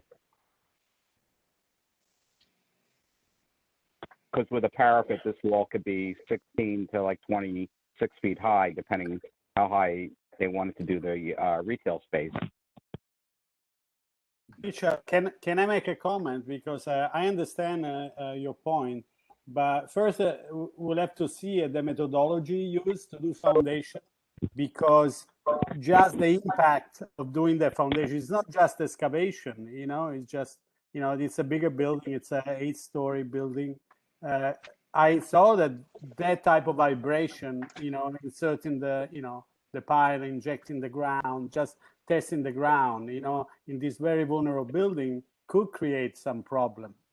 So my proposition was, if they are, I remember my building, which is an historic building in Greenpoint, when just a small building was doing construction, 3-story, we were vibrating for month and month, and those are solid building, all joined together with bricks. But still, my concern was, if it's something that the developer has nothing to fear, why don't give this coverage just in the event something terrible could happen, to protect those more vulnerable residents. That's all. All adjacent property owners, you could just recommend that the building have vibration monitoring. That the building what? Have vibration monitoring. Okay. And there could be like a liaison from the project to all adjacent property owners. You don't have to be calling 311 should something comes up, right? There'd be dialogue, because adjacent properties have to be notified when there's, demolition and whatnot. So there's going to be a reason they're going to be looped in soon before construction starts. So we could recommend that there be a liaison from the project to the adjacent property owners, and we've done this before. So that if there's a problem, there's a phone number and a person that people can call, and also that there be vibration monitoring. Yeah, and DOB has signs out by the construction sites. Many of them have really nice signage in terms of who to contact. So it's kind of standard protocol. So the vibration monitoring would be by DOB? Yeah, but it's not horrible. Well, the monitoring is an engineer that's affiliated with the developer. Mhm. But then in essence, their license is on the line to DOB. So there is some accountability that way.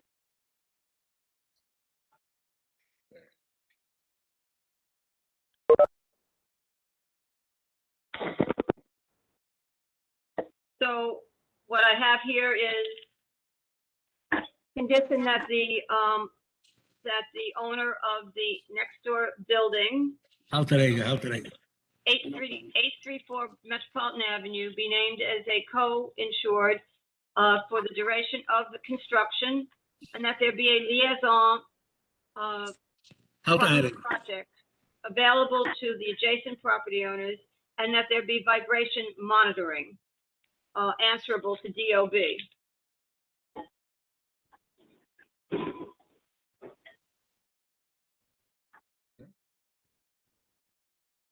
Is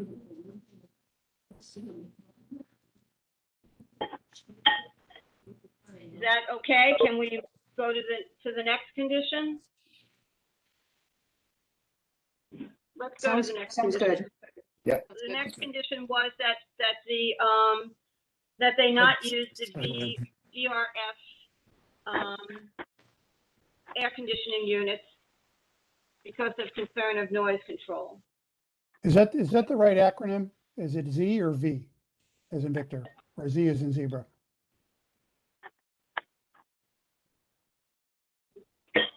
It's VRF.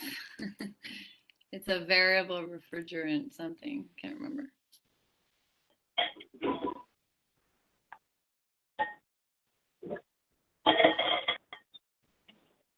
And what we're looking for is them to have a central air system of some sort, rather than the individual units outside. Well, the key is, I think, is reduction, noise potential. So it could say, the VRF or similar high noise producing units. Okay. It should be on the roof. That's where the unit should be on the roof. The central unit should be on the roof, which is, I think that's where they are if they don't have those other individual ones. The problem is venting to the outside. If they're on the roof, it's not an issue. The air handler is inside. The issue is if the unit itself is vented, particularly in the front of the building. 568 units, a great example of 50 of those units when they're all on at the same time, and you walk by, it's rather amazing how loud they are. That's right, absolutely. But they vent, but it's really where they vent. It's not the type of unit really isn't the issue. If the compressors for those units are on the roof, it's not an issue. It really is, it's the venting to the outside in the front. So you're saying, Mike, are you saying that it's not what we should just say is that the air conditioners have to be vented on the roof? That they use air conditioners that are placed on, that are located on the roof? I would stipulate that they do not vent to the outside front of the building in particular, and we could specify the outside facades, plural, if we want to get more particular. Other than that, I think those are the noise issues more than the type of unit it is. I have the same exact units and my air handlers are my ceiling and they don't make any noise at all. So are we okay with that condition that they do not vent their air conditioners to the outside facades of the building? Yes. Okay. Well, So there's a where they have smaller units, and I'm not sure if your resolution would be in conflict with a passive house design that might have individual units handled differently, but certainly not of the size that might create the noise that you're concerned about. So you might want to check between now and the board meeting whether, and like you could ask Ridgewood Bushwick, they've done, I should say Riseborough now, whether their passive house, what type of systems they've put into the units in terms of addressing the concern. I don't think you can be taking direct conflict with passive house. So who could we ask about that? Riseborough has built it already. I can't. Could we add in or our stipulation and or whatever is allowed by passive house? Just put it in. Good idea. Whatever is allowed by what? By passive? By the conditions of passive house building, or Richard, what's the best way to say that? Every ULURP, we suggest passive house. Right. Passive house? I'm just trying to get the right term here. Yeah, St. Nick's, they're utilizing that for the Greenpoint Hospital project. So what is it called though? Passive house? Passive house technology, right? Yeah. Well, can I say something about passive house? You know, first, at the base of the technology is about making the building practically airtight, tight to everything. Yeah, and added particular insulation, any possible joint, so the material. I mean, it's an entire system. The building itself become a system that is fully contained, and to the point they could arrive in the winter using very, very minimal heating system. And there are some, you know, heat exchange system, and the same during the summer. But the window, a special window, they have to be so airtight that probably have a chamber with 3 layers of glass. Is definitely can get for a building of this scale, you know, more expensive to build, but environmentally, it's yeah. You know, I was just saying, the Greenpoint Hospital project is going to use the technology, and they're going to have, you know, an 18-story tower. So if they can do that, I'm assuming this 8-story smaller building. And the borough president is going to recommend it. Right. So that they do not vent the air conditioners to the outside facades, or that they use what they use. Consider passive house technology. Or they use passive house technology.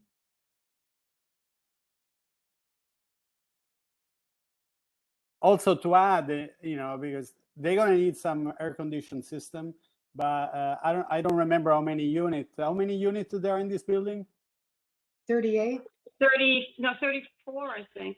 34. Oh, so it's a substantial amount of unit. But 34. Anyhow, sometime you know, a split system placed on the roof and maybe subdivided in smaller unit, which can become very not that noisy, and ideally not all the units are used simultaneously. I don't know how this will. Well, they can figure it out. I mean, that's for them. Right, will pair, but you know, also if there are units that are placed on the roof, because we spoke about this, Trina, before, how noise propagates from the roof too, from, you know, right. Air conditioned system. Probably that could have like some dedicated enclosure with a noise, you know, containment. Those other probably language that could be added to. Or use passive house technology. Use passive house technology. Sorry, or apply noise mitigation if the units are placed on the roof. I think that's an and for the first condition. For the first that, and then the or is passive house, and that right, whatever is put on the roof gets the noise mitigation.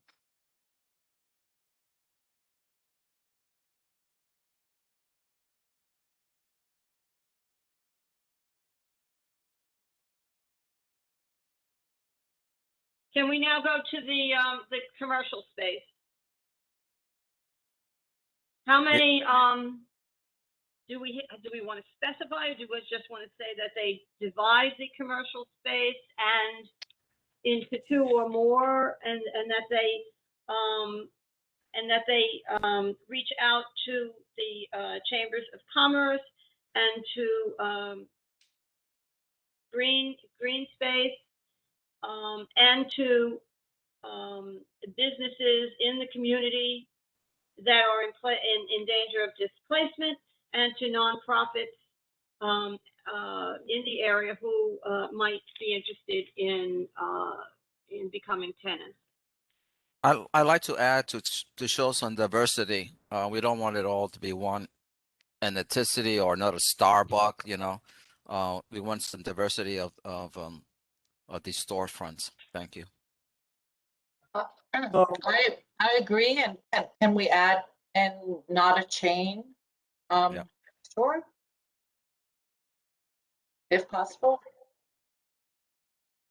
I would say encourage national chains, something like that. So encourage diversity and non-national chains. You know, there are some pretty small chains too.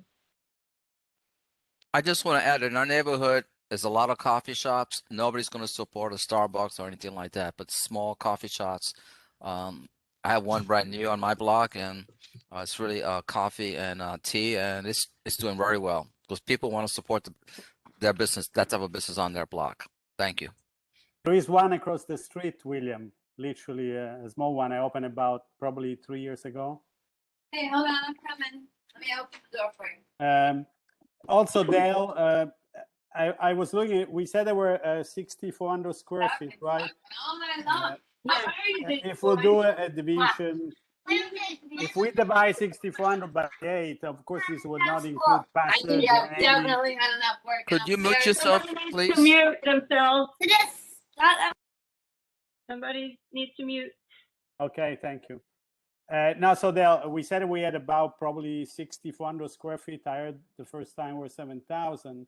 So if we do a rough division and we divide by 8, we have about 800 square feet. Of course, this will not include required passage or anything. But, you know, if we have about 700 square feet per space, it's kind of the size of a traditional storefront in our neighborhood, you know, not a big one, not a tiny one, some 400 square feet. So I would say that probably would allow individual local business to exist, that location. Maybe something on Bedford that was done years ago. There was a sort of mini mall that gave opportunity to being sort of a startup for small individual business. There were a boutique. There were, you know, maybe that. No, but someday I think we got to give them the flexibility. I think we have to be careful about micromanaging. That particular thing you're talking about did not really succeed. I will say. I see. Okay. But the size and the number, maybe potential 8 storefront on the ground floor will create smaller side space. 6. I'm just concerned about really micromanaging this. That's why I think we use the word encourage. I would encourage them to divide and to reach out to businesses that would show diversity, that they not have national chains, and that they reach out to the chambers of commerce and green space to locate local businesses in danger of displacement, and nonprofits that could be potential tenants. Sounds good. May I add one thing? If Sure. it's a small chain, that should be show that they have a good record of being good neighbors in our community. You know, I've helped, you know, coffee shops open their 3rd and 4th, and they're well established in their neighborhood. That's all. Thank you. I think those things are general enough they're not micromanaging, and that we don't need to use the word encourage.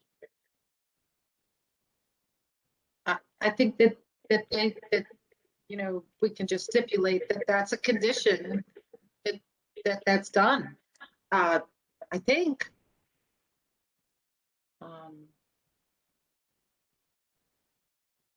I'm not sure. But yeah, I mean, I think that they should reach out to them. What condition? I mean, we can, that they, we condition it on division, or that they consider dividing, and that they look to provide a diversity among the businesses. Yeah. That they, but I mean, I don't know, can we say more than that they consider dividing, but also, and that they can, that they consider dividing, and that we condition, and that the approval would be conditioned on encouraging diversity among the businesses, that they not rent to national chains, that if they do rent to a small chain, that chain shows that they've got a good history with the community, that they reach out to the chambers of commerce and green space to locate local businesses in danger of displacement and nonprofits as potential tenants. Did you say Evergreen? Yeah. Okay, thank you. Evergreen. I'm sorry, Evergreen space. Evergreen. Thank you. That sounds good, Del. I think. Okay. Yeah, So I then like that. I need a vote on this because we've got to move on. We've got two more things. So, Marie, can you just roll call again? What's the motion? The motion is to approve with these conditions, with these particular conditions that I just read out. I second it. Oh, wait, didn't we do that already? Well, we approved with conditions, but now I want to make sure that we have a majority of people who are okay with the conditions as. Do we need a roll call for that, Del, or can we just see if anyone doesn't approve of it? All right, let's see if anyone doesn't approve. I think you lost your quorum. All right, does anyone not approve? Honestly, I understand that, the word encouragement, I heard this word for years, and, encouragement, even a community space that they are closed and no use for community was given to developer. To me personally, and again, it's my own opinion, establish how many retail space will be there. It will be the condition to vote and say yes. Otherwise, the word encouraging doesn't reassure me, and probably Well, I the will. encouragement is only that they divide it. The rest is conditioned. That it is conditioned on diversity, non-national chains. If it's a small chain, they show a good history with the neighborhood. Blah blah blah. All the rest that I went down. That would be a condition, not encouragement. It would be to encourage them to divide, and then the following would be conditioned. The approval would be conditioned on the following. And now maybe I didn't express that clearly, though. To me, when I spoke diversity, it was more in reference to a retail diversity, and I know in order. No, this was William. The diversity came from William. Yeah, no, I mentioned before too that to me it was important to have a smaller. I know that the small can attract definitely other diverse business. Again, we are losing our quorum. We have to somehow come to something here. We have to come up with something specific enough. So, are you saying that are you saying you want to specify how much they divide? I don't understand. You honestly want to specify the diversity. That's why I wish they would have come tonight, because with a plan, with a map, instead, and said, "Oh, it's going to be divided." Okay, but they didn't, and we have to make this. We have to make a decision now. Maybe we should have a roll call vote on what you just said. We'll Del, have a instead roll of call that, and then just leave it at that. Yes, fine. If we don't have a quorum, we don't have a quorum. Del, the members who are present can ask you to make the recommendation to the board. I know that. Yes, okay. That's what I would do. So let's vote on it. Del Teague? Yes. Maria Vieira? Trina McKeever? Yes. Gina Barros, Stephen Chesler, Yes. Erin Drinkwater, Yes. Moish Indig, Bozena Kamensky, Abraham Leibovitz, Sante Michelli, No. Rabbi Niederman, Isaac Sofa, Robert Solano, Stephen Weiberg, Yes. William Vega, Yes. Simon Weiser, Michael Andrews, I recuse myself. Right.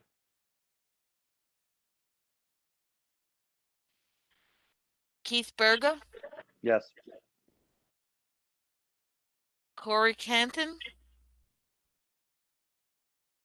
Michael, are you still here?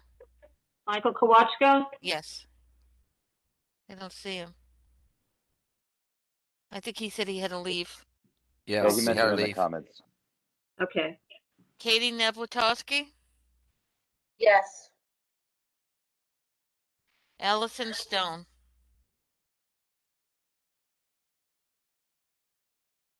You have 8 yes, 1 no, and 1 recusal. Okay, thank you.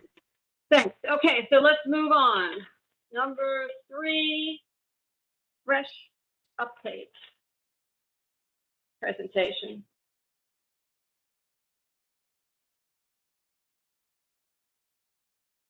Hello, me again. Just give me 5 seconds to bring the presentation on. No Here, problem. I was listening the whole conversation while working on some more stuff, and I'm glad I stayed so I could hear all your opinions on so many important things. I'm going to share now my screen. I'm here as before with my colleagues Catherine Richards and Anthony Grande, and to present to you this project, which is a zoning text amendment to now have my script. A zoning text amendment to update the existing FRESH program. So the Department of City Planning is proposing to what we're calling a FRESH 2, which aims to update the existing food retail expansion to support health FRESH program under our zoning resolution that aims to provide incentives for neighborhood grocery stores to locate within underserved neighborhoods throughout the city. This is a program that currently is applicable on the zoning on the community districts that you see in green in the map. The program has three different types of incentive: zoning and discretionary tax incentive, zoning incentive, and discretionary incentives. And based on those ones, you have different areas of applicability. The main purpose of the program is just to facilitate for all residents in these underserved neighborhoods to be able to get fresh food and good quality food within their neighborhoods, and to increase accessibility for the type of businesses that can provide this service. So a little bit of the background: how were those community districts determined, or how the program was determined? This goes back to 2009, where the department conducted a study that then resulted in the current program, where it provided certain incentives in terms of zoning are providing more additional FAR, modifying some zoning regulations within the N1 districts, allowing for additional height and reducing parking requirements in order to facilitate developments that include what we call a fresh store. So in terms of the purpose of these, part of that study is that in that that analysis was 10 years old, and it was in 2018 that we conducted an updated analysis to understand how's the program developing, but also if there are other areas that are now in need of this program. And the purpose of the expansion, what led to the expansion, was that we first wanted to encourage the development and retention of these stores to be able to provide this range of grocery products, to provide more options that could result in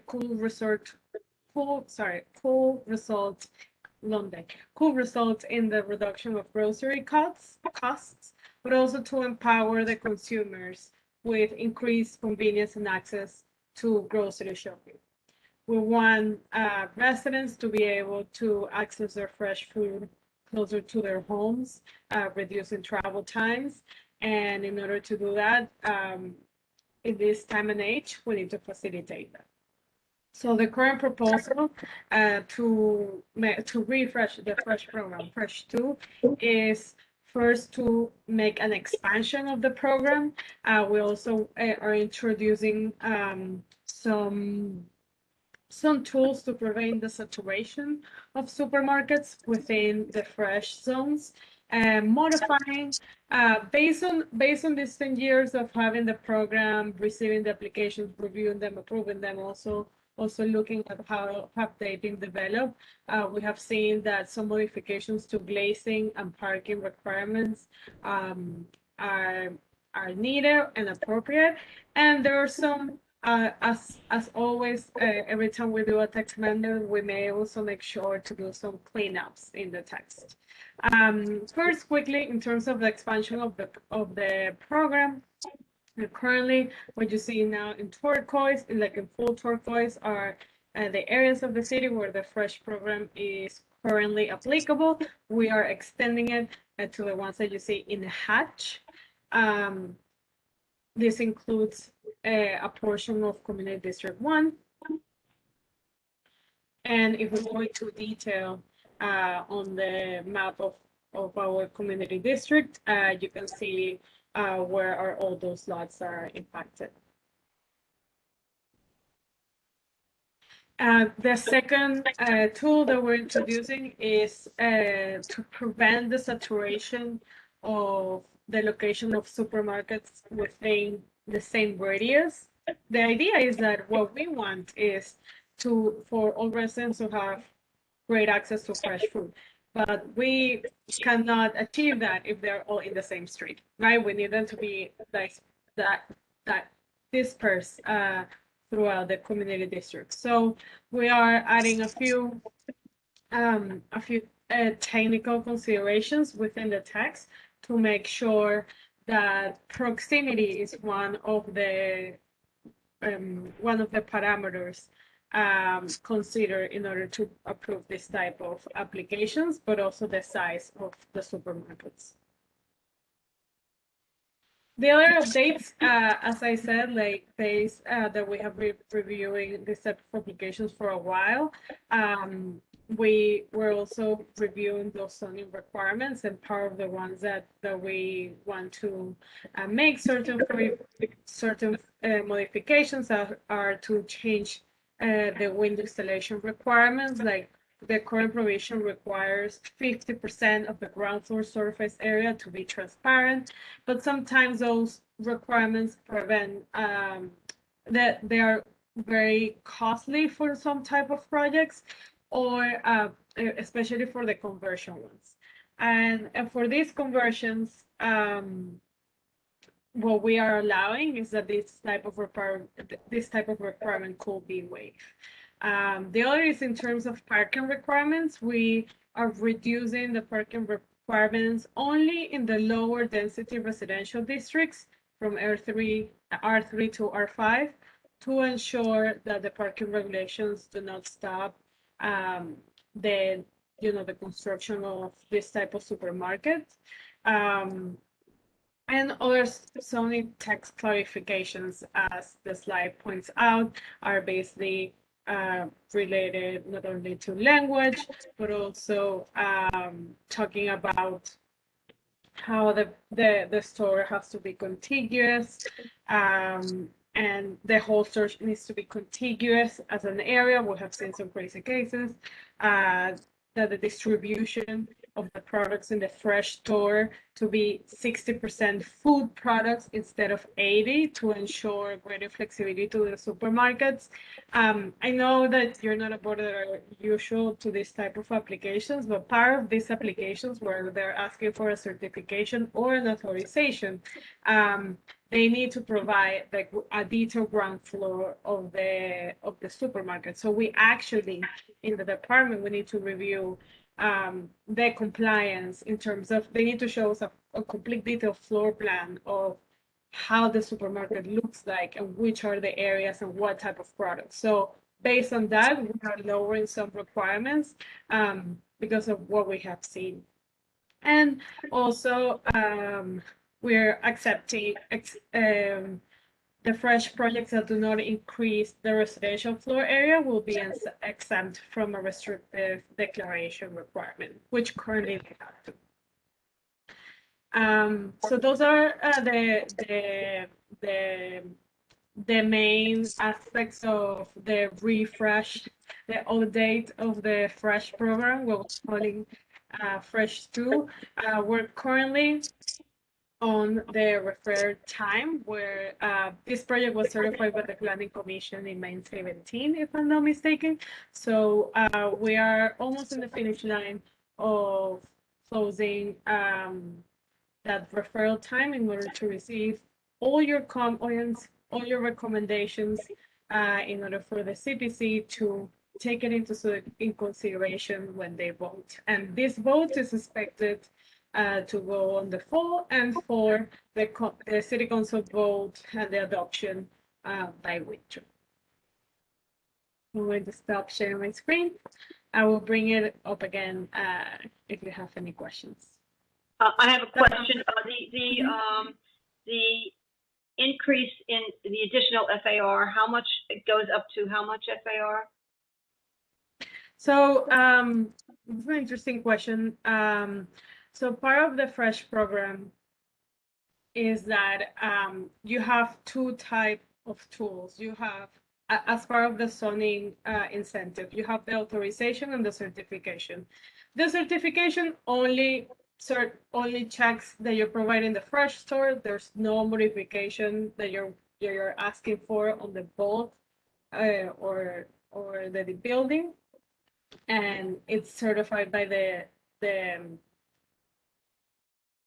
chair of the City Planning Commission. And when it goes to authorization, the increase of density is based on also on the size of the supermarket, and it needs to be located on the top of the building. And the certification of occupancy of those units that are equivalent to that FAR are subject for the provision of the fresh store on the ground floor.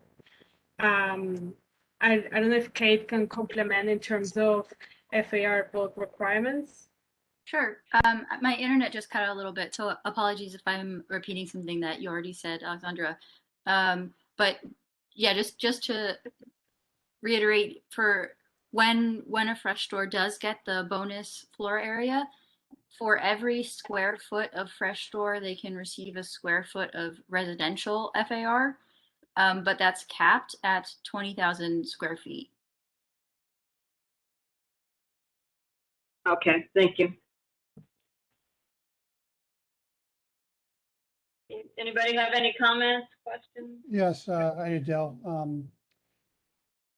I'm sorry if I missed this, but say, in our district, there's definitely, like, I live in northern Greenpoint, and where I am, there's 4 supermarkets, fairly close proximity. But could a developer potentially want to build a new, do new development and take advantage of the additional FAR to build yet another supermarket in our area, or are there limitations within a given area? There are limitations for fresh stores only. So part of the change is that oversaturation provision. And that's really based on what we've seen in the neighborhood of Bed-Stuy and how many fresh stores were, how many fresh applications and participants there were just in that neighborhood. So this provision will restrict how many fresh supermarkets can be located in one cluster near each other, but not stores that are as of right and not part of the fresh program. And also, is there terms of what type of market could go in there? For instance, like a Citrella or a Zabar's, or where like you're in a neighborhood or an area that's in, it's going through massive development, like in, a lot of areas in our district where, but they need, more of a traditional supermarket, C-Town or Bravo or Key Food, but there's an opening, like something like a high-end, like Dean DeLuca, Citrella, or Zabar's that could, would just it caters to, the market rate tenants. So I think, Kate, please correct me if I'm wrong, but I think that what we have seen is more like neighborhood type of like neighborhood supermarkets that, like, as you were saying, like Key Food, Food Bazaar, like those type of supermarkets. I think that is also because of the amount of requirement, the requirements that we have for the fresh food to be provided on their store, which I only visited a few times, a few of the ones that you have mentioned, and I don't think just by looking at that they could qualify for the program. The amount of fresh food, like, it's relatively high. Kate, do you have any other details in terms of type of supermarkets? We basically what you said. We don't. The program doesn't have restrictions on what, if it's a chain, what chain it would be, or we don't regulate the pricing. The fresh program has requirements for the percentage of certain fresh foods that are sold, and our hope is that with the fresh program and with other stores that are already there, there will be enough offerings that there's a wide range of prices for people to choose from. But to answer your question, no, there's not a restriction on what type of store could participate in the sense you're asking.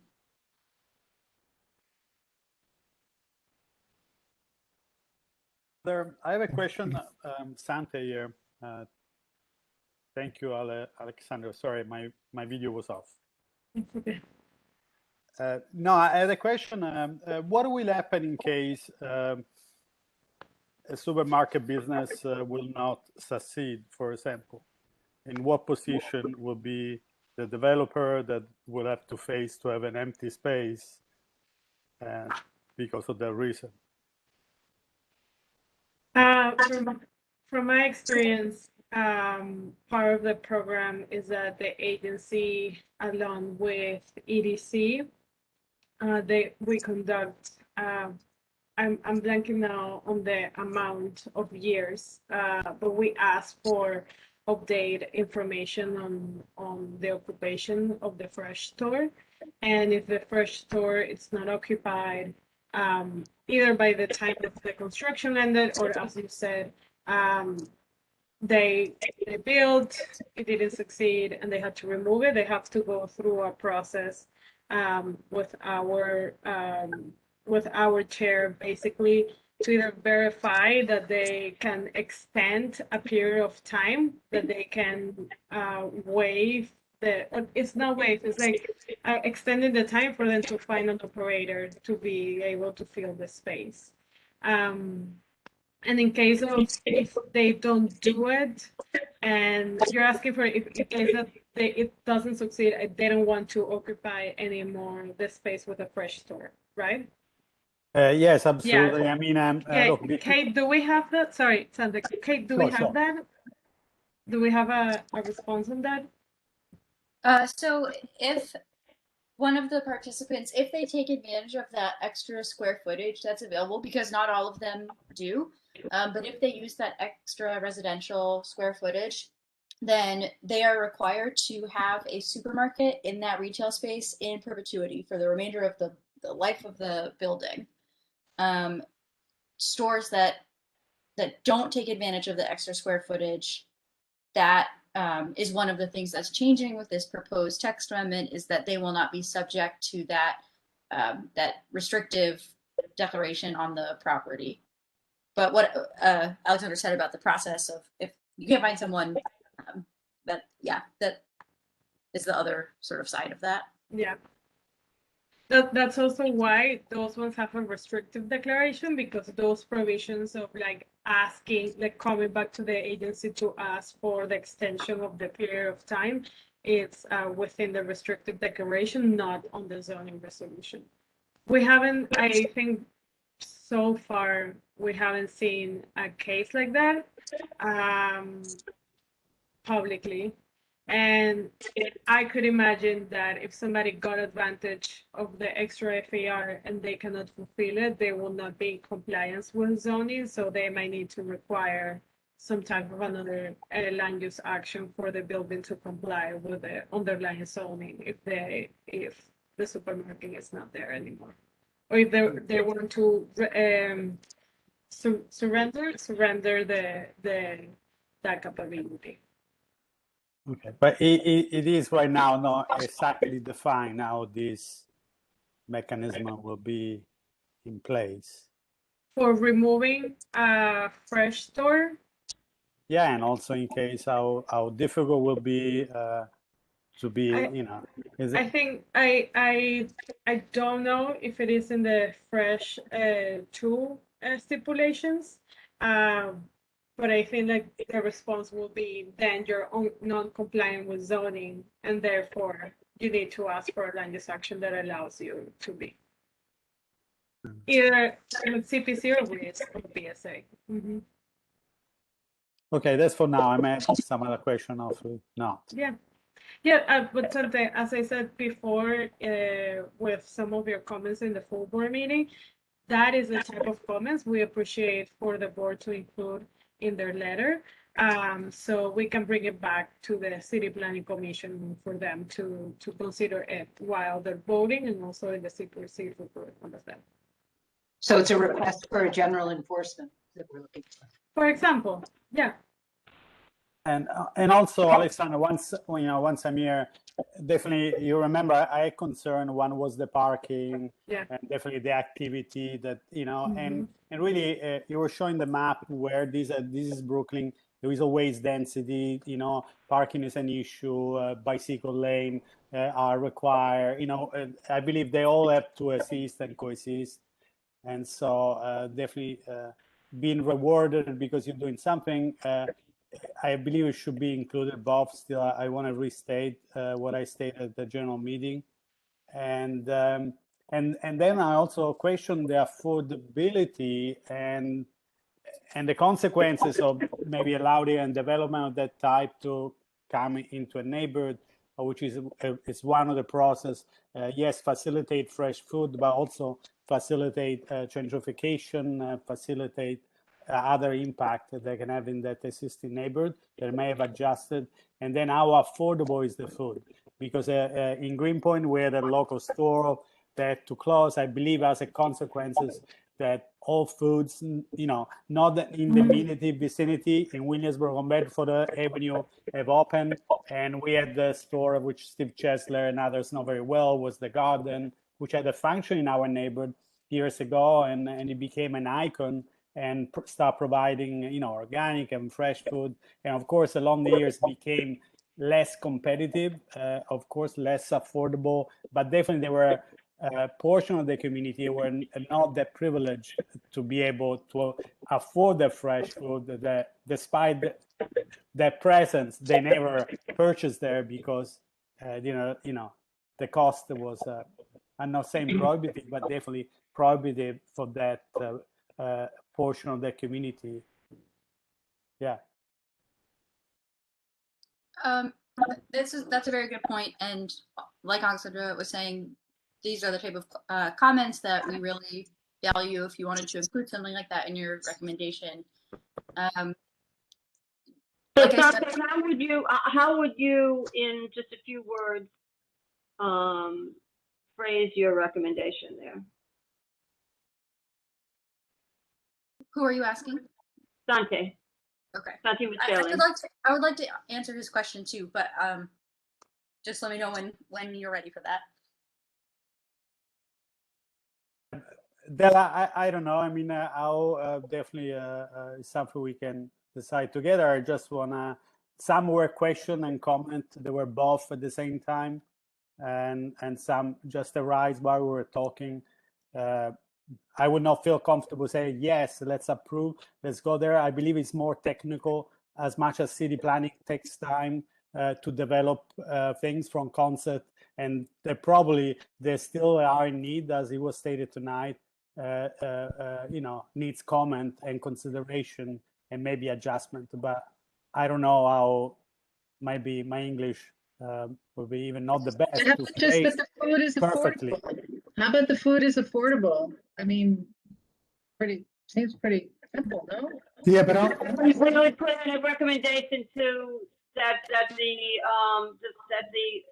supermarket is, how do we provide that the food is affordable? That supermarket has to provide food at a price that is in accord with that is affordable to the community it's serving.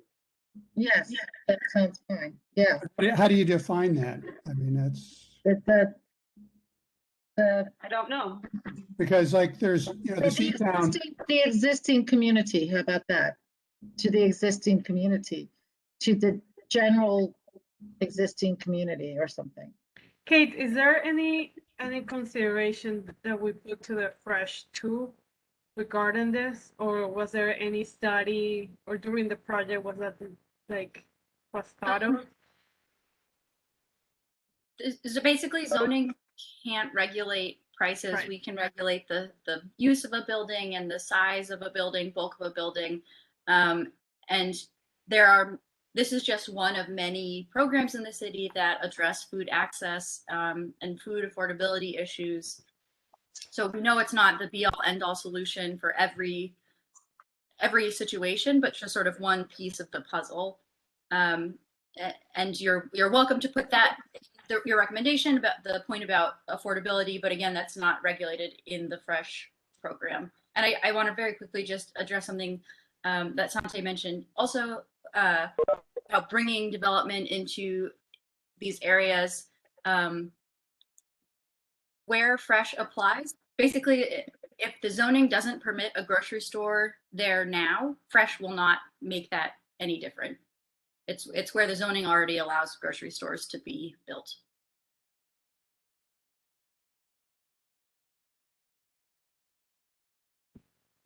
Are we ready for a vote or for a motion? Sure. So who would like to make a motion? I make a motion to approve. Steve Chesler. I second it. Okay, roll call. Wait, are we approving it with conditions, or are we just approving it? Are we going to add conditions? Do you want to have conditions? I don't particularly, but I know some were brought up. And do we want to? I mean, Yeah, I mean, I totally understand what Sante and Katie are, like I said, there's a C-Town near me, and there's this huge influx of like gourmet and organic, and it's overwhelming what was the traditional product line catering to, you know, the influx of development in the neighborhood. So I don't know how would we condition that in our resolution. I really don't know. You know, the thing that makes me feel a little bit more secure is that if they take advantage of the increased FAR, then the supermarket has to remain in perpetuity. Now, and I don't know that, we don't know the specific tools for enforcement. However, we do know that they would have to go through some kind of an official process to get themselves to be to remove that. Maybe we can recommend approval with a sharpening of the enforcement tools that city planning's given. Clarity. With clarity. We can come back also with or share that via email after the meeting or however is best, the details of that enforcement mechanism. And I apologize if we don't have all of that ready to share tonight. It does exist. It's just not in my notes in front of me tonight. So we can get it to you. Okay, so approved with clarity regarding the enforcement mechanism.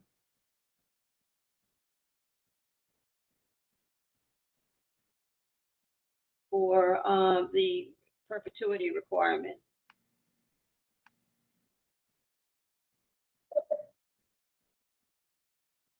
Also, Gail. Yes.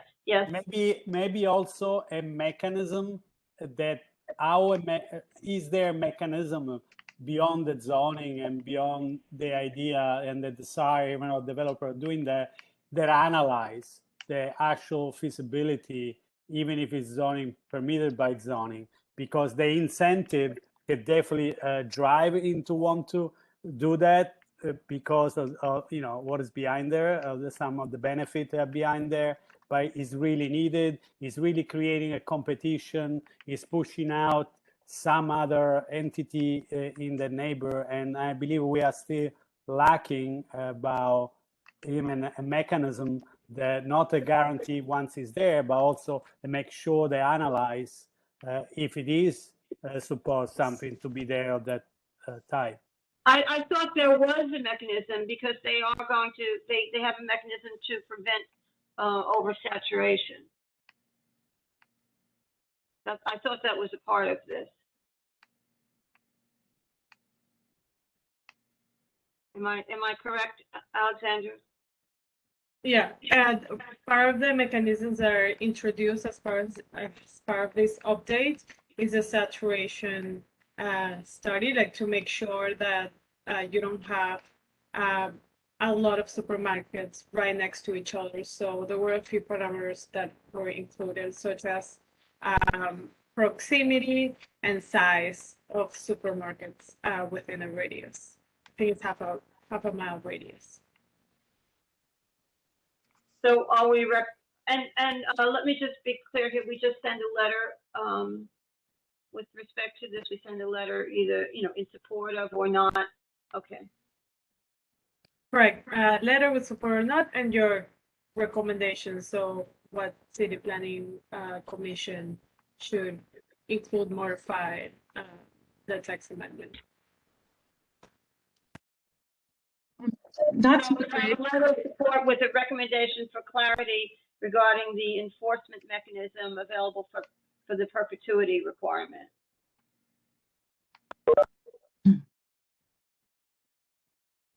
Not to belabor this, and if you want to just drop it, Jill, it's fine. But how about really, because if it can't be regulated, but maybe it's good to put in a suggestion anyway, just to say something like that the establishment fits the context of the neighborhood in terms of product affordability and type of product.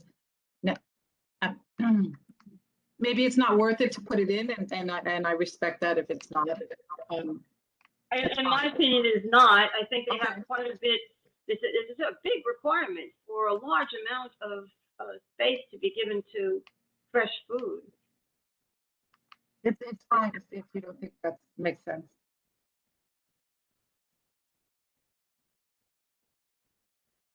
So, can we vote on that? A letter to support with recommendation that we have more clarity with regard to enforcement of the mechanism for the perpetuity requirement. Yes. We've got the enforcement mechanism for perpetuity. All right, let's have a, welcome back, Michael. We haven't gone away.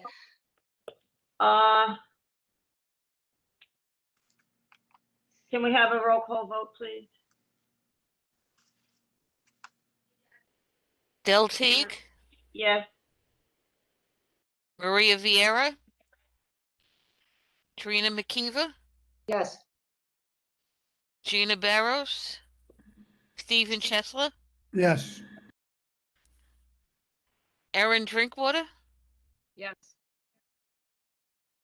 Moish Indig, Bozena Kaminsky, Abraham Lefkowitz, Dante Michelli, Yes.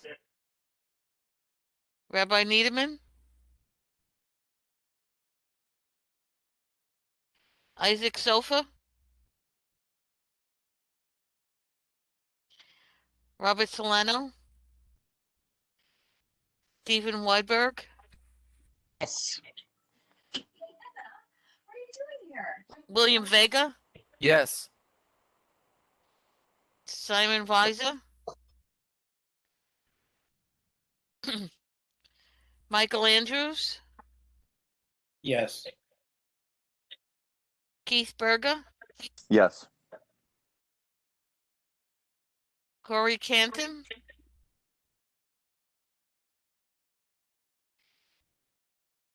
Michael, did you come back? Yes, there you are. Yeah, I'm gonna abstain because I missed the discussion. Thank you. You're abstaining? Yes. Kate Napolowski, Yes. Allison Stone.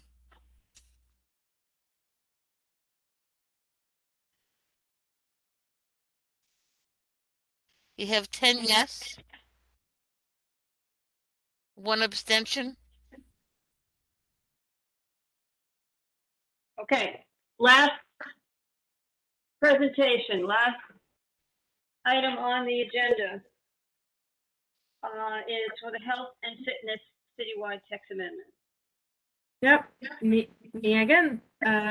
This is a very quick presentation. Kate and I were here today to present to you the Health and Fitness Citywide Text Amendment.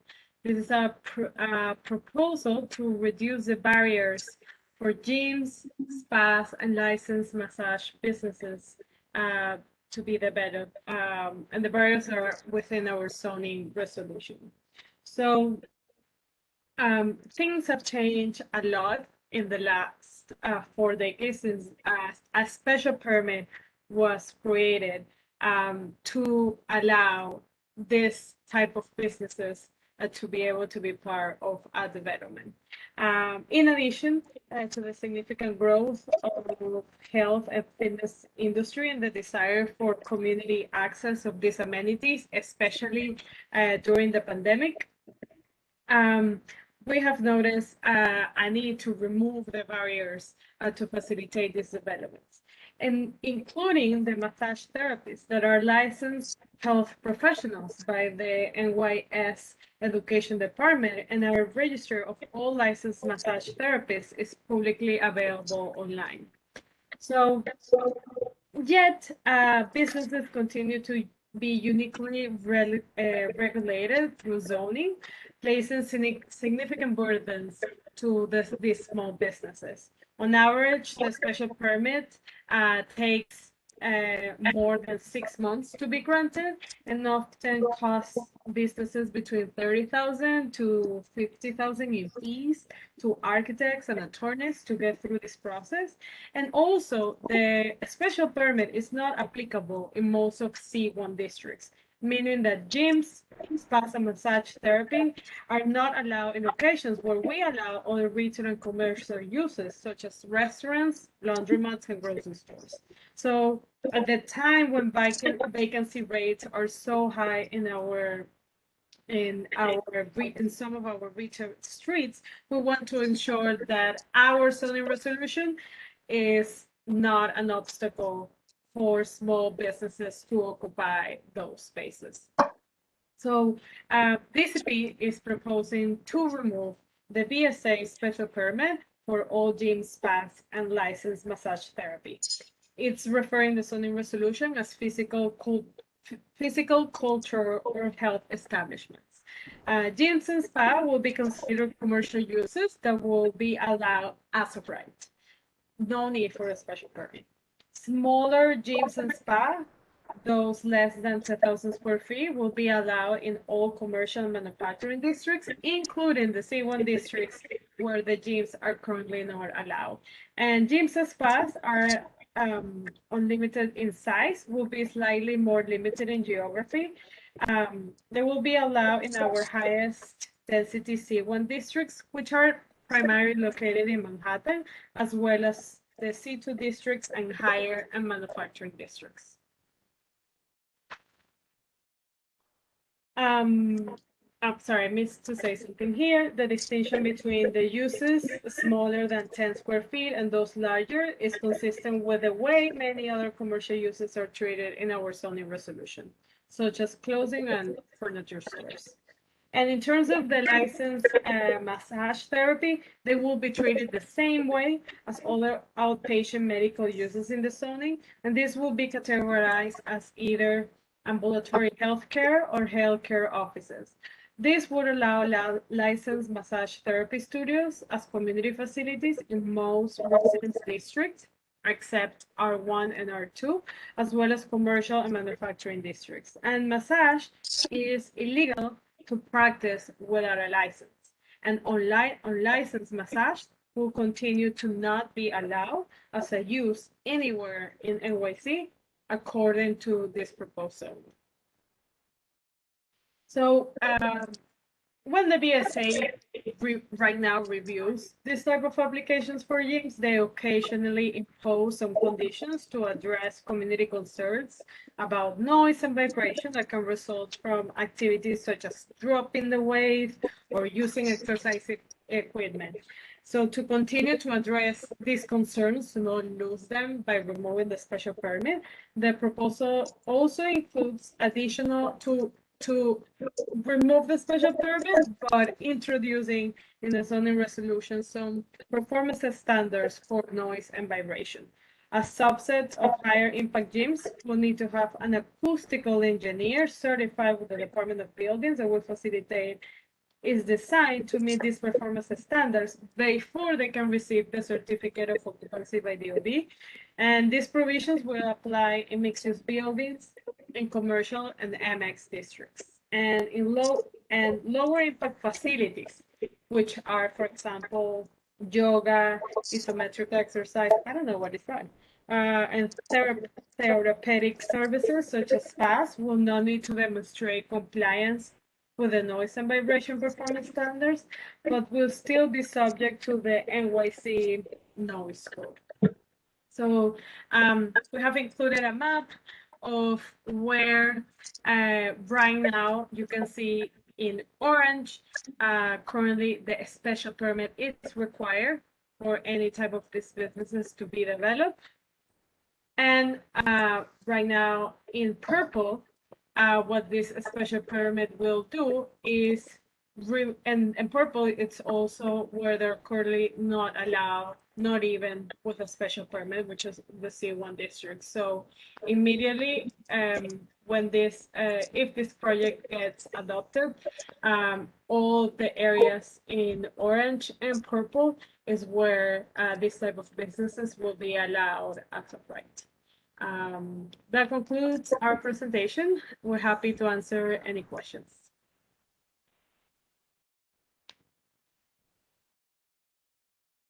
So I just want to mention that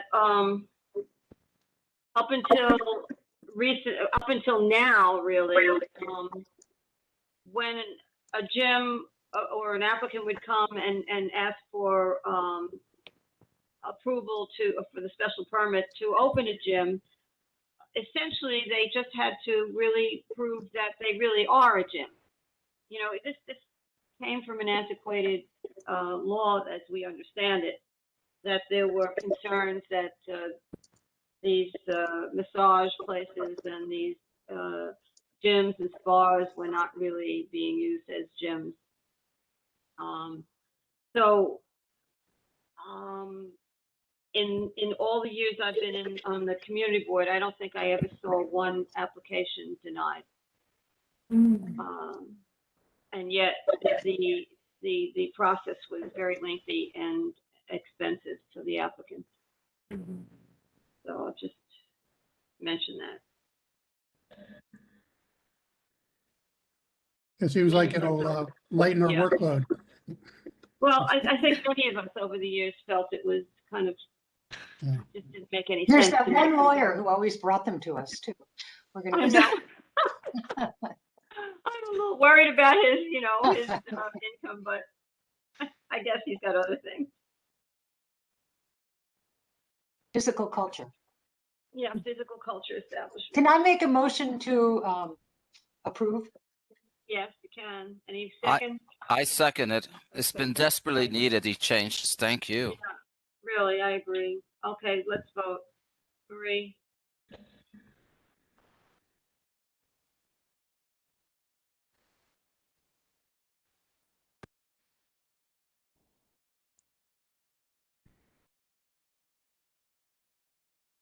Marie, vote roll call, please.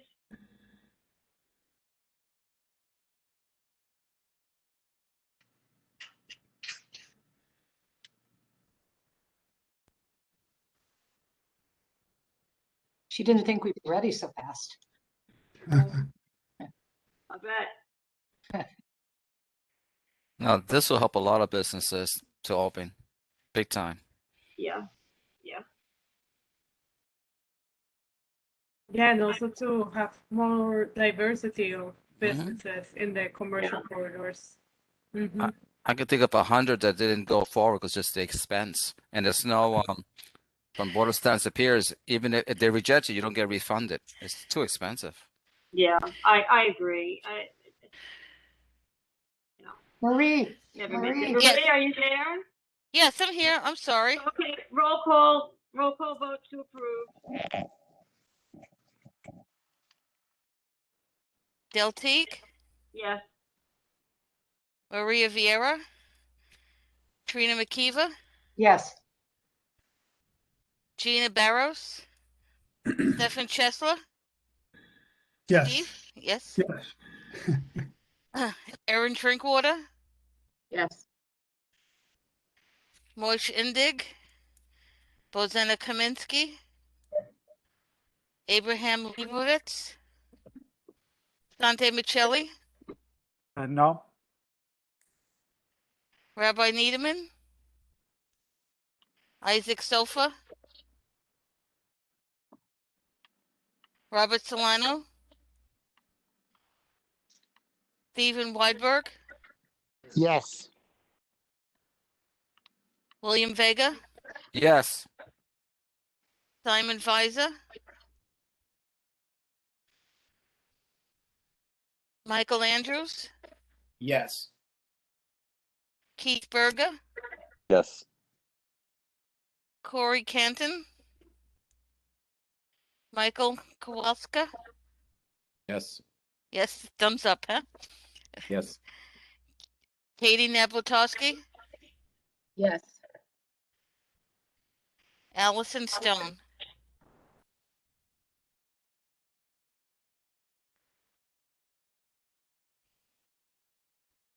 You have 10 yes, 1 no.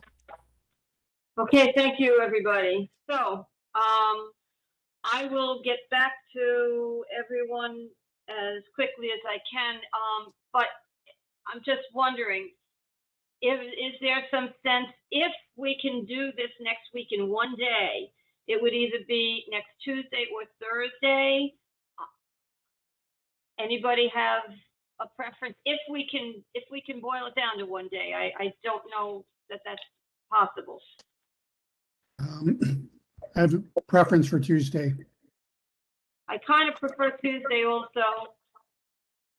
I'm good for Tuesday. I think Tuesday might be the transportation committee meeting. Maybe that's just a hold on my calendar. Mayor, I talked to Eric, he's not having a transportation committee meeting, great. this month, yep. Then Okay. I'm free Also- on Tuesday. Also, Okay. Del, I have a preference for it to be on WebEx, even if a place is, or at least a Yeah, combo, because I- I don't I think I'm think, gonna be in town.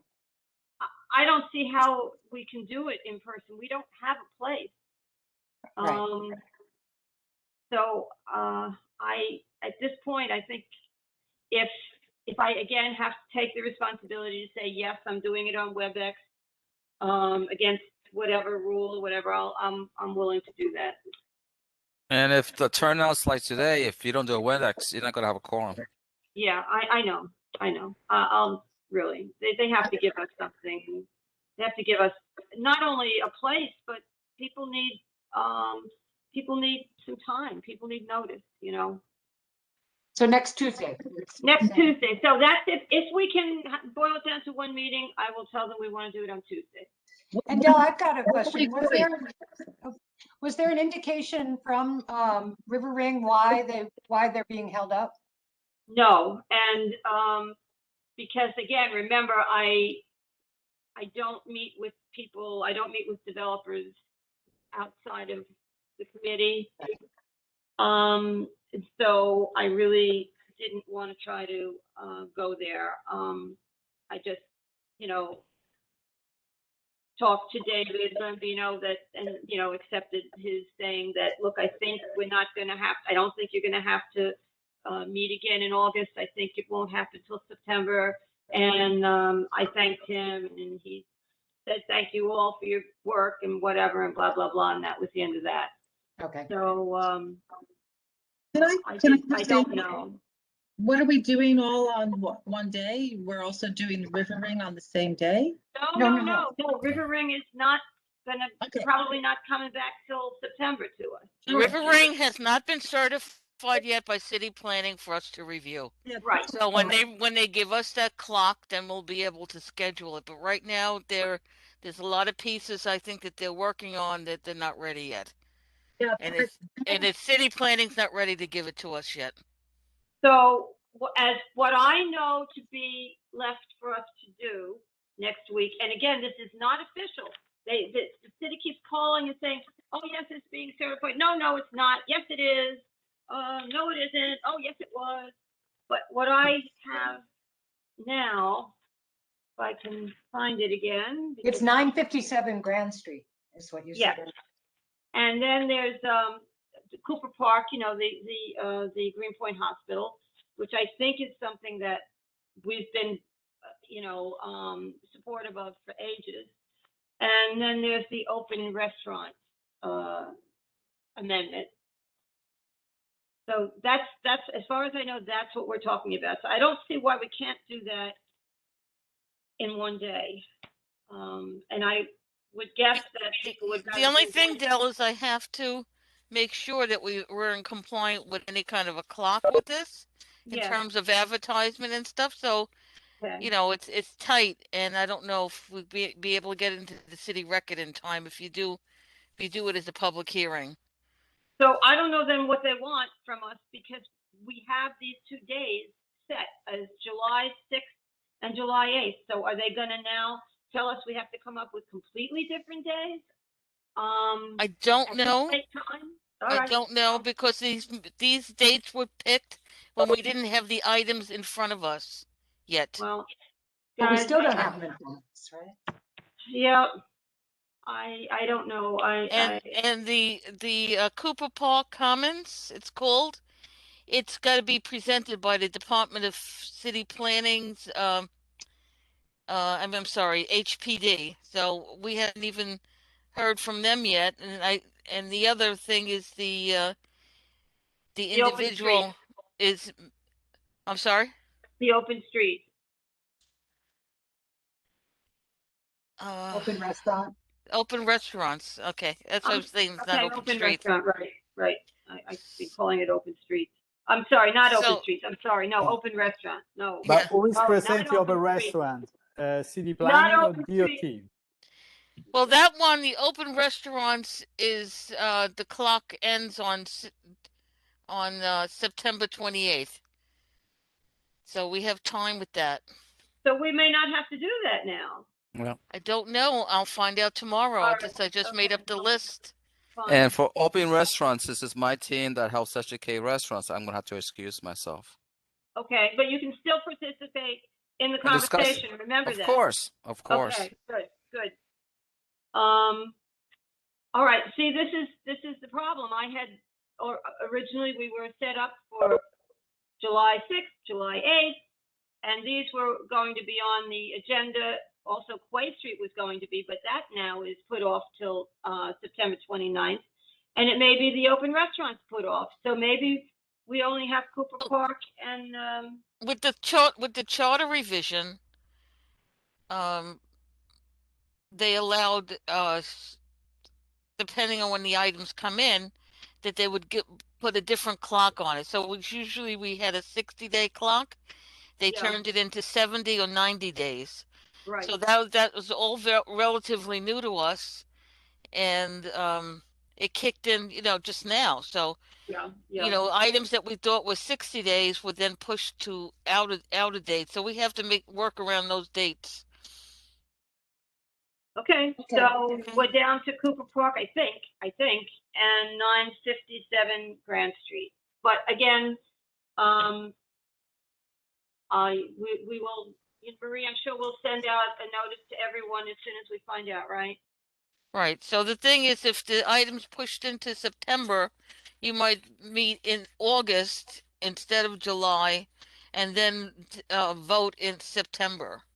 No, Marie, I do not want to ask people to come in here in August. I That's have no absurd. choice of what I'm telling you. This is Well, not our choice. If it goes till September 28th, why can't we have a committee Because meeting the board early in will be September? meeting. The board will be meeting. What is it in the beginning of 14th. September? No, the board is meeting, I think, on the 14th of September. Right. So we have to have a public hearing on the item. So when So you we can schedule, have that before the 14th. You can have that's it what I'm saying. I'm saying though that it may not be doable next week. What can be, listen, it can be done in the beginning. Our committee, our land use committee meeting is scheduled for September 4th. So we could have the committee public hearing on this and then vote on it and report on it to the September 14th full board. All right. I'll have the clock ready for you tomorrow. Okay. Like I said, the BSA item for Grand Street, there's 60 days on that, which expires August 1st. I understand. So it's I don't know. They give us stuff with all these different clocks, so it's hard to schedule. We'll do what we have to do. So we'll Yeah, stay and- tuned. We'll stay tuned. We've repeatedly asked that they do not certify items that will have to be reviewed over the summer, but that's, it falls on deaf ears every year. Yeah, I know. So we'll do our best. Okay. But I I just- really want to not have to ask people to come in August. Because it looks to me like we're gonna have to do this Grand Street thing in July, because the clock is up on August 1st, so. All right. I love you guys, but I expect to be in New Zealand, and so it'll be pretty hard to Lucky you. plan Well, that's great. I wish you lots and lots of fun and a great time. Well, I also want to wish everybody a safe and happy 4th of July. Oh, yes, thank you. You too. We're going to be in Syracuse, doing some old Americana stuff out there with the parade and State Fair. So I've never been to a State Fair, so I'm looking forward to that. Good. Yes, happy and safe 4th, everybody. Thanks, Del. Thanks, Del. Thanks a lot. Thank you. See you, everyone. Thank you. We appreciate Good night, every one of you. everybody. God bless you. Bye-bye. Yes, bye-bye. Good night.